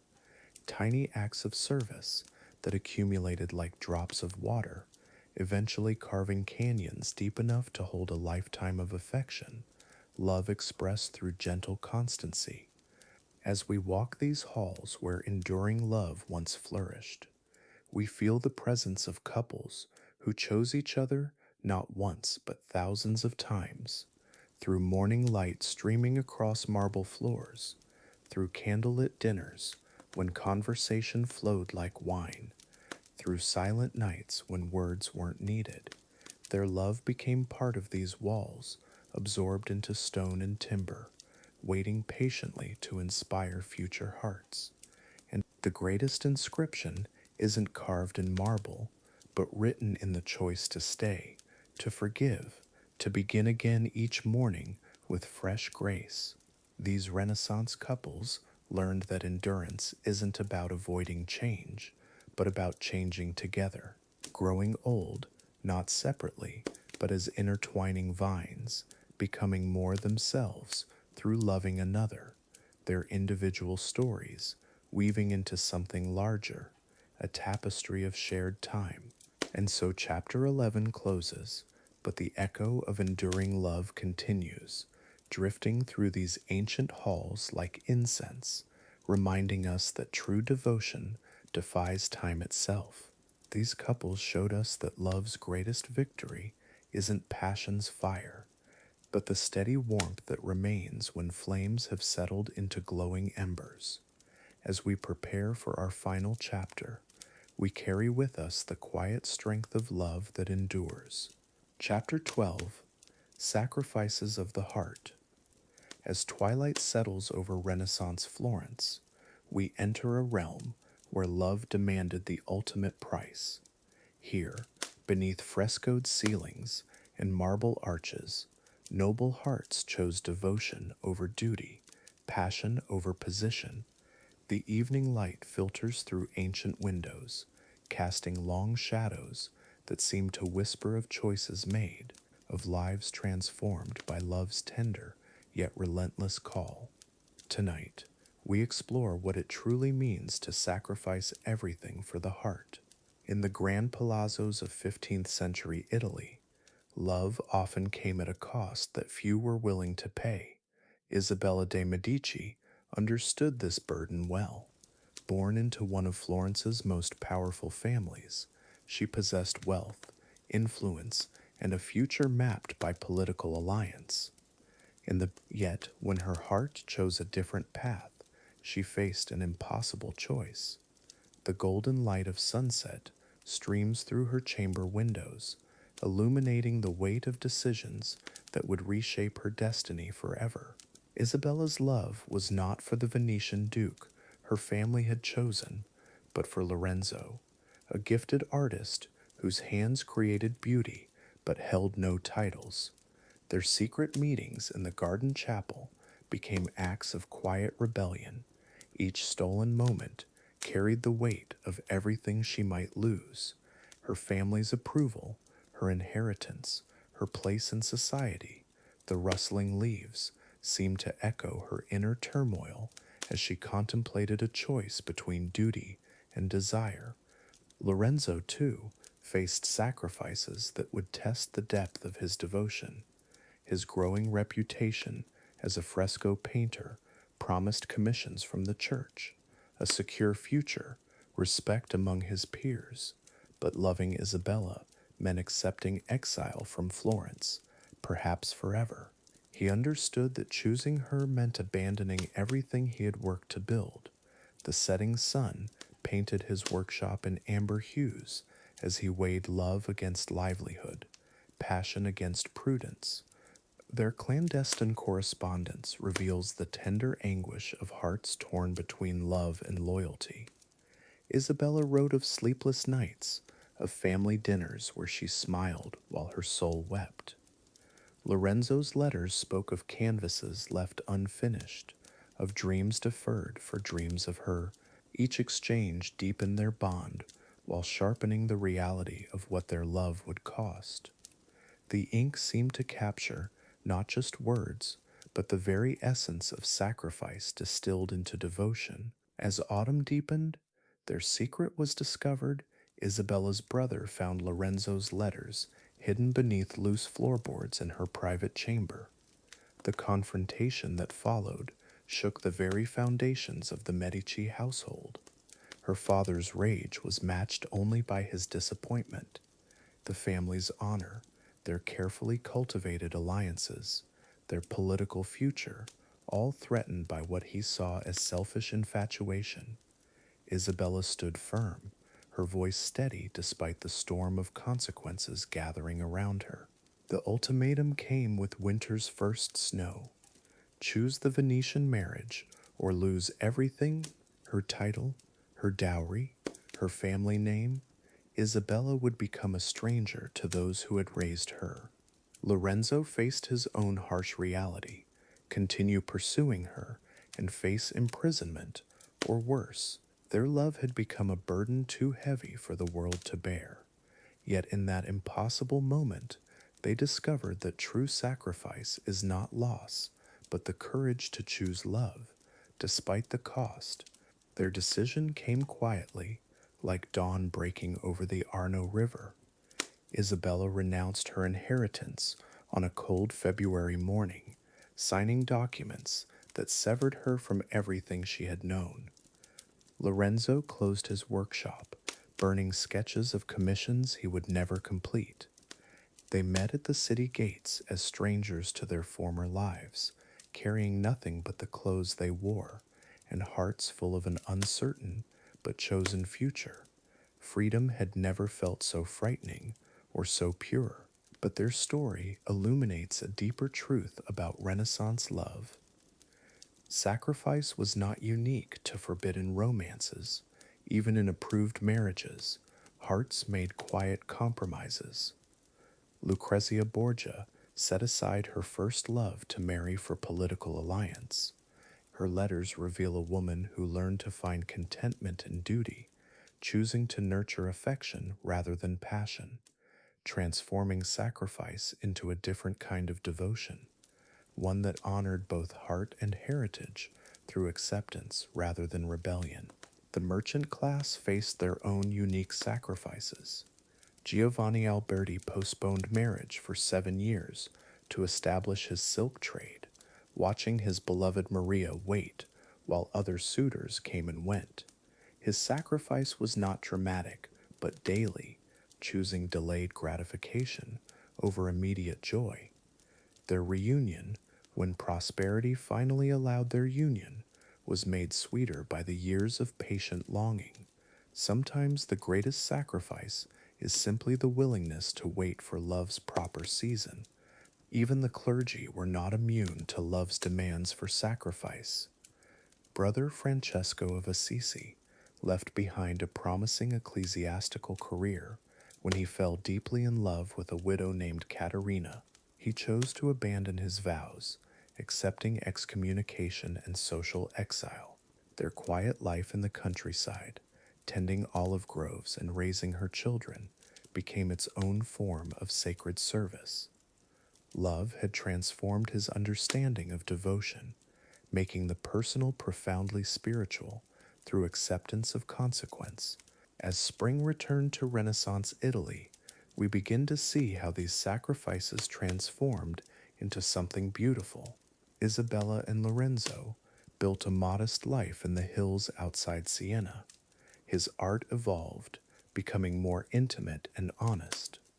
Her noble bearing graced their simple home with dignity. Their love letters from this period speak not of loss, but of gratitude for each day chosen together, for the privilege of loving freely, for hearts that had learned the difference between having everything and having enough. Their children grew up hearing stories not of what their parents had given up, but of what they had found, a love that valued authenticity over approval, a partnership built on mutual choice rather than obligation. These lessons rippled through generations, creating families that understood sacrifice not as loss, but as investment in values deeper than wealth, in connections stronger than convention. The sacrifice of the heart becomes the foundation for hearts that know how to truly sacrifice. The Renaissance understanding of romantic sacrifice offers us wisdom that transcends centuries. True love does not demand the destruction of everything we hold dear, but rather the courage to distinguish between what we need and what we think we need. Isabella found that losing her title did not diminish her worth. Lorenzo discovered that abandoning fame did not silence his artistic voice. Their sacrifice revealed what was truly essential, stripping away the unnecessary to expose the eternal. As evening settles over our exploration of these tender sacrifices, we begin to understand that the heart's deepest wisdom lies not in avoiding loss, but in choosing what to lose and for whom. These Renaissance lovers remind us that sacrifice and fulfillment are not opposites, but partners in love's great dance. The fading light seems to bless these stories with a gentle understanding that sometimes we must let go of who we were to become who love calls us to be. Tonight, we close this chapter with hearts perhaps more tender than when we began. The sacrifices of Renaissance love were not endings but beginnings, not losses but transformations. The soft rustling of wind through ancient olive groves seems to whisper their secret that love's greatest gift is not what it gives us, but what it teaches us to release, with grace, with hope, and with the quiet confidence that true sacrifice always leads to deeper joy. Sleep well, knowing your heart understands this truth. Chapter 13, Healing Embrace. Love arrives as medicine when hearts need mending most. Across Renaissance Italy, wounded souls found solace in tender words and gentle gestures. Letters became bandages, wrapping broken spirits in hope and understanding. In dimly lit chambers, quill met parchment to craft remedies of devotion. Each stroke of ink carried the power to heal what seemed beyond repair. Tonight we discover how love transformed pain into beauty, despair into dawn. In Florence, behind shuttered windows, Margherita sat with trembling hands. Her beloved Lorenzo had fallen gravely ill. Fever consumed his body, while doubt consumed her heart. Yet she refused to surrender to despair. Instead, she reached for her writing desk and began penning words of unwavering faith. Each sentence became a prayer, each paragraph a promise. Her love would not let darkness win. Through ink and devotion, she began weaving his recovery.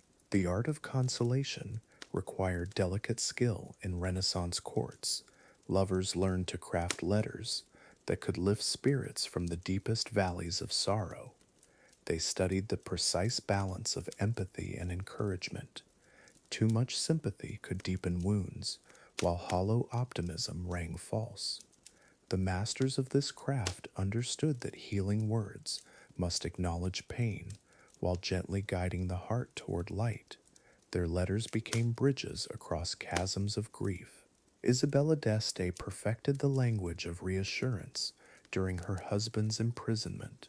Miles separated them, yet her words traversed stone walls and iron bars to reach his troubled heart. She wrote of their children's laughter, of spring flowers blooming in their gardens, of the unchanging rhythm of love that neither distance nor despair could break. Her letters arrived like sunrise after endless night, carrying warmth, promise, and the gentle reminder that this too would pass. In Venice, young Marco discovered his beloved Sophia weeping by candlelight. Her father had forbidden their union, declaring their love impossible. Rather than argue or protest, Marco chose the path of patient healing. He began leaving small tokens of comfort: a pressed flower, a carefully chosen poem, a sketch of their favorite sunset. Each gift whispered the same message: your pain matters, your heart deserves tenderness, and hope remains alive in the spaces between tears. The physicians of the heart understood that healing required time and gentleness. Lovers who sought to mend their beloved's wounds learned to speak in soft tones and move with careful grace. They discovered that sometimes presence mattered more than words, sitting quietly while sorrow ran its course, offering a steady hand when the ground felt unsteady. These tender souls knew that rushing recovery often delayed it. Patience became their greatest gift. Letters of consolation followed ancient patterns, yet each carried personal magic. They began by acknowledging the depth of pain, never minimizing or dismissing the beloved's suffering. Then came gentle reminders of past joys, shared memories that sparkled like stars in dark skies. Finally, they painted pictures of possible tomorrows, not grand promises, but quiet hopes. The suggestion that morning always follows night, that hearts can learn to beat with joy again. In Milan's noble houses, Lady Cecilia mastered the art of written embrace when her cousin lost her newborn child. Words seemed inadequate against such profound grief. Yet Cecilia understood that silence could feel like abandonment. She wrote letters that sat gently beside sorrow, rather than trying to chase it away. "I am here," her words whispered, "in this darkness with you, until light finds us both again." Her love became a lantern in the void. The healing rituals of love took many forms throughout Renaissance Italy. Some lovers created memory gardens, planting flowers that bloomed in seasons of sorrow. Others commissioned artists to paint portraits of hope. Musicians composed melodies that could carry heavy hearts toward lighter tomorrows. Each gesture acknowledged that healing required both time and beauty, that wounded souls needed gentle nourishment to find their way back to wholeness and wonder. As autumn painted the Tuscan hills in shades of amber and gold, Elena found herself reading old letters from her grandmother. Each page revealed how love had sustained their family through generations of hardship. Plagues, wars, and countless personal sorrows had tested their bonds, yet love persisted, adapting its methods but never wavering in purpose. These letters became Elena's inheritance, proof that hearts could endure, heal, and bloom again after every winter. The courtesans of Venice understood healing in ways that surprised even learned men. They recognized that sometimes the wounded needed permission to grieve before they could accept comfort. Their chambers became sanctuaries where broken hearts could rest without pretense. Here, tears were welcomed, silence respected, and recovery allowed to unfold at its natural pace. They proved that healing required both tenderness and wisdom, that love's greatest gift might simply be patient presence. In Rome, the ancient walls witnessed countless acts of healing love. Lovers met in hidden gardens, where jasmine bloomed despite the city's harsh stones. They discovered that beauty could coexist with pain, that hope could take root in the most unlikely places. Their whispered conversations became prayers of restoration. Each tender word planted seeds of possibility in hearts that had forgotten how to dream of better days ahead. The sunset rituals of healing began as day surrendered to twilight. Lovers would climb to rooftops or walk along riverbanks to watch the sky transform from blue to rose to gold. In these moments of natural transition, wounded hearts found permission to change as well. The fading light reminded them that endings could be beautiful, that closure need not mean defeat, but transformation, gentle endings that made space for gentle beginnings. Letters of reassurance often arrived when hope seemed lost entirely, penned by lovers who understood that faith sometimes required borrowing strength from another's heart. "When you cannot believe in tomorrow," they wrote, "let me believe for both of us." When your light grows dim, Let mine illuminate the path. We are connected by bonds that distance cannot break and sorrow cannot sever. Hold fast to love, and love will hold you through this storm. As evening deepened across the Italian countryside, healing love took on new forms. Lovers learned to read the subtle signs of mending hearts, the first smile after weeks of tears, the return of appetite for both food and beauty. These small resurrections required celebration, gentle acknowledgement that healing was happening, that love's patient work was bearing fruit, that broken hearts could indeed learn to sing again, sometimes more sweetly than before. In the gathering twilight, our Renaissance lovers discovered that healing was not about forgetting pain, but transforming it into wisdom. Their letters of consolation became maps for future generations, navigating similar sorrows. They proved that love's greatest triumph was not the absence of suffering, but the presence of comfort within it.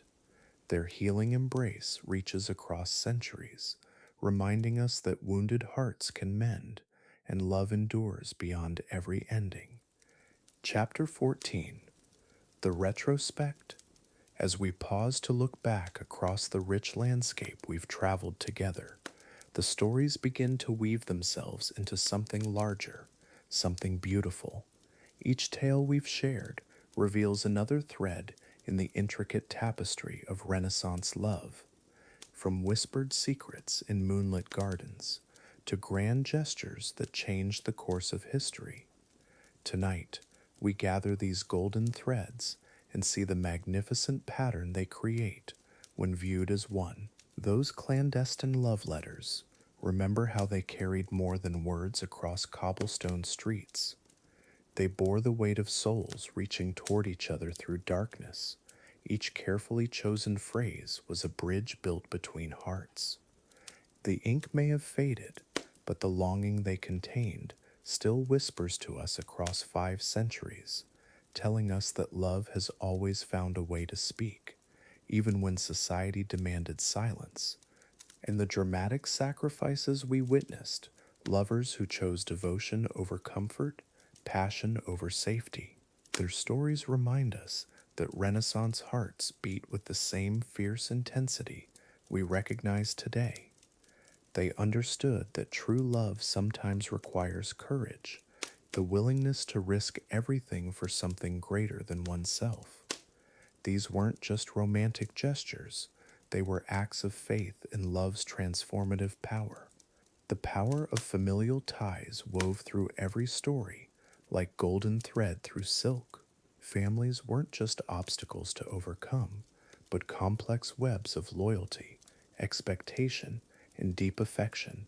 Renaissance love existed within these intricate relationships, sometimes in harmony, sometimes in tension. Yet, even in conflict, there was an understanding that family bonds and romantic love were both essential threads in life's tapestry. Perhaps most moving of all, the endurance of affection we discovered in every corner of Renaissance life. Love that weathered political upheaval, social change, and the passage of time itself. These weren't just fleeting romances, but deep connections that grew stronger through adversity. They show us that lasting love isn't about perfect conditions, it's about choosing each other again and again through whatever storms may come. When we step back to view this woven tapestry, the individual stories merge into something breathtaking. Each narrative we've explored adds its own unique color and texture to the whole, the merchant's daughter and her forbidden love. The artist whose paintings spoke what words could not, the noble families, navigating duty and desire. Together, they create a rich, complex image of what it meant to love in Renaissance Italy. Remember how we uncovered those hidden customs, the subtle rules that governed how hearts could speak to each other. A flower placed just so in a window, the particular way a fan was held during conversation. These weren't merely quaint traditions, they were a sophisticated language of the heart. a way for souls to communicate when direct expression was impossible. How beautiful that love created its own secret vocabulary. The emotional symbolism we discovered runs deeper than mere decoration. Every gesture, every gift, every carefully chosen word carried layers of meaning. A ring wasn't just jewelry, it was a circle of eternity. A poem wasn't just verse, it was a soul made visible. Renaissance lovers understood that true communication happens on many levels simultaneously, speaking to both mind and heart in the same breath. Those games of courtship we explored, they weren't games at all. Really, they were rituals of connection, ways of drawing two souls together through shared understanding, the dance of approach and retreat, the careful negotiation of boundaries, the gradual revelation of deeper feelings. These weren't obstacles to love, but pathways toward it, teaching patience, respect, and the art of truly seeing another person. Renaissance society created a complex framework for love, with rules that could seem restrictive to our modern eyes. Yet within these constraints, human hearts found remarkable ways to flourish. Sometimes the boundaries themselves became part of love's creative expression, forcing lovers to find new languages, new gestures, new ways of being together, proving that love is infinitely adaptable and endlessly inventive. What strikes us most deeply is how timeless human nature reveals itself. Beneath the period dress and formal customs, these Renaissance hearts beat with emotions we immediately recognize: the nervousness of first attraction, the joy of reciprocated feelings, the pain of separation, the comfort of true companionship. 500 years may separate us, but the fundamental experience of loving and being loved remains beautifully, remarkably unchanged. Yet love's expression has evolved, adapted to new circumstances, while keeping its essential nature intact. The secret letters became love songs, the symbolic flowers became heartfelt texts, the formal dances became intimate conversations. Each generation finds its own way to honor love's eternal impulses, building on the wisdom of those who came before, while creating something uniquely their own. The lessons we've learned from these Renaissance hearts are both simple and profound. Love requires patience, understanding, the willingness to see beyond surface appearances to the soul within. It demands both courage and gentleness, strength and vulnerability. These timeless truths echo across centuries, offering guidance for any heart brave enough to open itself to love's transformative power. There's something deeply moving about the complexity we've discovered. Love in the Renaissance wasn't simple or easy. It was layered, nuanced, rich with meaning and consequence. Yet this complexity didn't diminish love's beauty, it enhanced it, created depth and resonance that simple attraction alone could never achieve. These stories teach us that the most beautiful love often emerges from life's most challenging circumstances. And so we find ourselves coming full circle, having traveled through moonlit gardens and marble halls, through secret correspondence and public ceremonies, through triumph and heartbreak, through the full spectrum of human emotion. Each story has added its voice to love's eternal song, creating a chorus that spans generations, a harmony that connects us to every heart that has ever dared to love. As we prepare to take our final steps on this journey together, let these Renaissance voices accompany us. Their wisdom, their courage, their deep capacity for love continues to illuminate the path ahead. For in understanding how love flourished in their world, we better understand how to nurture it in our own. The tapestry is nearly complete. One final thread remains to be woven. Chapter 15, Timeless Echoes. In this final corner of our exploration, We pause to reflect on what these Renaissance tales truly mean for us today, how their whispers still dance through our modern world. These aren't just stories locked away in dusty history books. They're living, breathing echoes that continue to shape how we understand love, passion, and the tender connections between hearts across centuries of human experience. Look around you, and you'll see traces of Renaissance romance everywhere, in the poetry that still makes hearts flutter, in the art that captures longing glances, in the music that speaks of devotion. These timeless elements haven't faded away. They've simply transformed, adapted, and found new ways to express the same eternal truths about love that moved souls 500 years ago.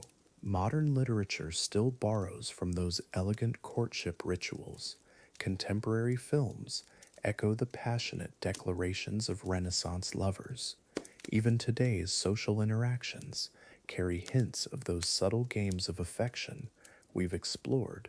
The language may have changed, but the emotions remain beautifully, wonderfully the same, proving that some aspects of human nature transcend time itself, connecting us to generations past. Think of the love letters that still arrive by candlelight, the carefully chosen gifts that speak volumes without words, the meaningful glances across crowded rooms. These moments carry the DNA of Renaissance romance. They're proof that despite our digital age, we still crave the depth, the mystery, and the artful expression of love that those Italian masters perfected centuries ago. The symbolism we've discovered, roses for passion, pearls for purity, olive branches for peace, these meanings haven't disappeared. They've woven themselves into the fabric of how we express love today. A red rose still quickens the heart. A handwritten note still carries more weight than 1,000 text messages. Some truths about romance are simply too beautiful to abandon. Wedding ceremonies today still echo with Renaissance traditions, the exchange of rings, the speaking of vows, the celebration of two souls choosing each other. These rituals connect us directly to those Italian lovers who danced in candlelit ballrooms, who wrote sonnets under starlit skies, who understood that love deserves ceremony, beauty, and the witness of communities celebrating eternal bonds. Even our modern concept of romantic getaways mirrors those Renaissance escapes to countryside villas. The desire to step away from daily concerns, to focus solely on each other, to create memories in beautiful settings. This impulse to retreat and reconnect hasn't changed. It's the same longing that sent lovers to hidden gardens and moonlit terraces 5 centuries ago. The Renaissance taught us that love deserves artistry, that feelings can be elevated through beauty, through thoughtful expression, through the marriage of emotion and aesthetics. This lesson lives on in how couples today still seek to make their love special, unique, worthy of the masterpiece that every genuine connection between two hearts truly is and always has been. As we've journeyed together through these stories, from secret meetings in Venetian gardens to passionate declarations in Florentine palazzos, we've discovered something profound: that the human heart hasn't changed. Its needs, its longings, its capacity for both vulnerability and strength remain constant, connecting us across time to every lover who has ever dared to hope. The Renaissance lovers we've met understood something we're still learning today: that true romance requires patience, attention, the willingness to see beauty in small gestures, to find meaning in quiet moments, to believe that love is worth the effort of artful expression. These aren't outdated concepts, they're timeless wisdom waiting to be rediscovered by each new generation. Their legacy lives on in every couple who chooses depth over surface, quality over quantity, who understands that lasting love grows slowly, like the olive trees we've visited, rooted deep, reaching toward light, weathering storms together, creating shade for others. This is the Renaissance gift to us, the knowledge that love, tended with care, becomes more beautiful with time. Perhaps that's why these stories still captivate us, why we're drawn to their elegance, their depth, their respect for the sacred nature of human connection. They remind us that we too can choose to love with artistry, to court with creativity, to cherish with the same devotion that made Renaissance romance legendary, timeless, and eternally inspiring. As the sun begins to set on our exploration, casting long golden shadows like those Italian evenings we visited, we carry with us more than just stories. We carry understanding, the knowledge that love has always been humanity's greatest masterpiece, painted fresh by each generation, yet somehow always familiar, always true to its essential, beautiful nature. The echoes grow softer now, like whispers in a chapel, like footsteps on ancient stones, but they don't fade. They settle into our hearts, becoming part of our own love story, reminding us that we too are part of this endless tapestry, this continuing song of hearts, finding each other across time, across difference, across all the beautiful obstacles that make love worth pursuing.